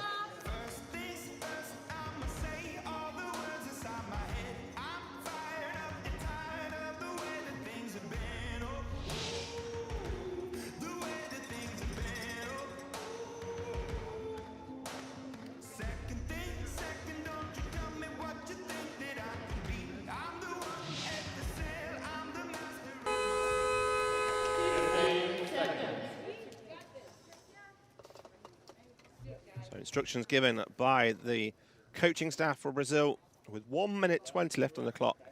2 goals of deficit here.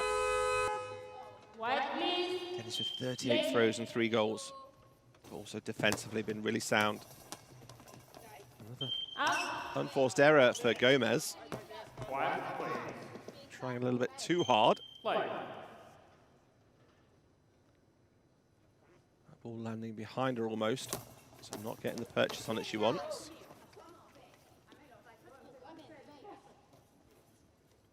Final 60 seconds of the game. USA just know they just need to defend. Stay in control. And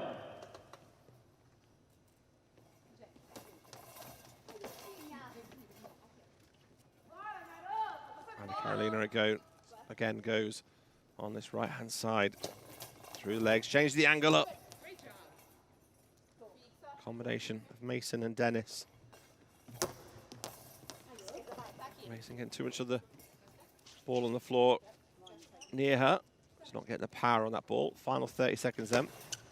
Gomez again going hard from the left to right hand side. Time out, USA. USA just using the advantage of the timeouts. 23 seconds left. They've got 10 seconds with the ball.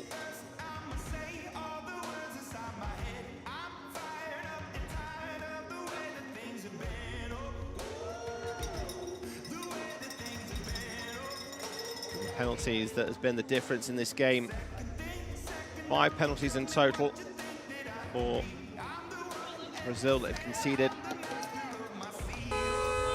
Haven't always conceded against them, but effectively given one of the best teams in the competition 5 free shots at goal. It's one area they're going to look to improve on. So the clock starts to run down from 23.4 seconds. But to cross at an angle. Carolina knows she's got to be quick here. Gets one back. No, straight into the chest of the left back. She so slowly just rolls the ball wide. No, it's going to take up a lot more time. Gomez quickly down. And that is the full time buzzer going, and the celebrations there for Team USA show you what it means to them. They went down 3-1 in the World Cup in the pool stages to Brazil, but they have beaten them here today in the first game in the Paralympics here in Tokyo with a final score of 6 goals to 4. Ladies and gentlemen, a big round of applause for both teams. 本日のラストゲームを素晴らしい戦いで締めくくった両チーム、選手の皆さんに Off to a winning start for Team USA. Commiserations to Brazil. They fought all the way. It was the penalties that they conceded. It was the difference there. Gomez, a bright spark, making her Paralympic debut for Brazil. Sporting spirit now to be shown by these two teams as they line up either side of the neutral zone and show their appreciation. As you see the result on the screen, it is United States taking victory, getting 3 points on the board with victory here against Brazil, 6-4.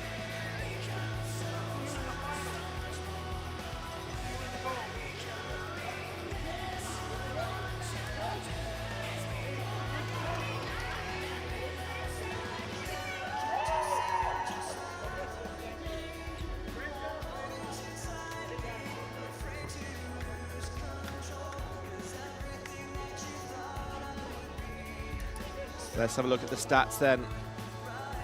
Just over 100 throws each. It's that penalties for Brazil that they made. 5 of them, 4 being long balls, 1 being a high ball. That's the difference in the game, and USA were victorious. 6-4.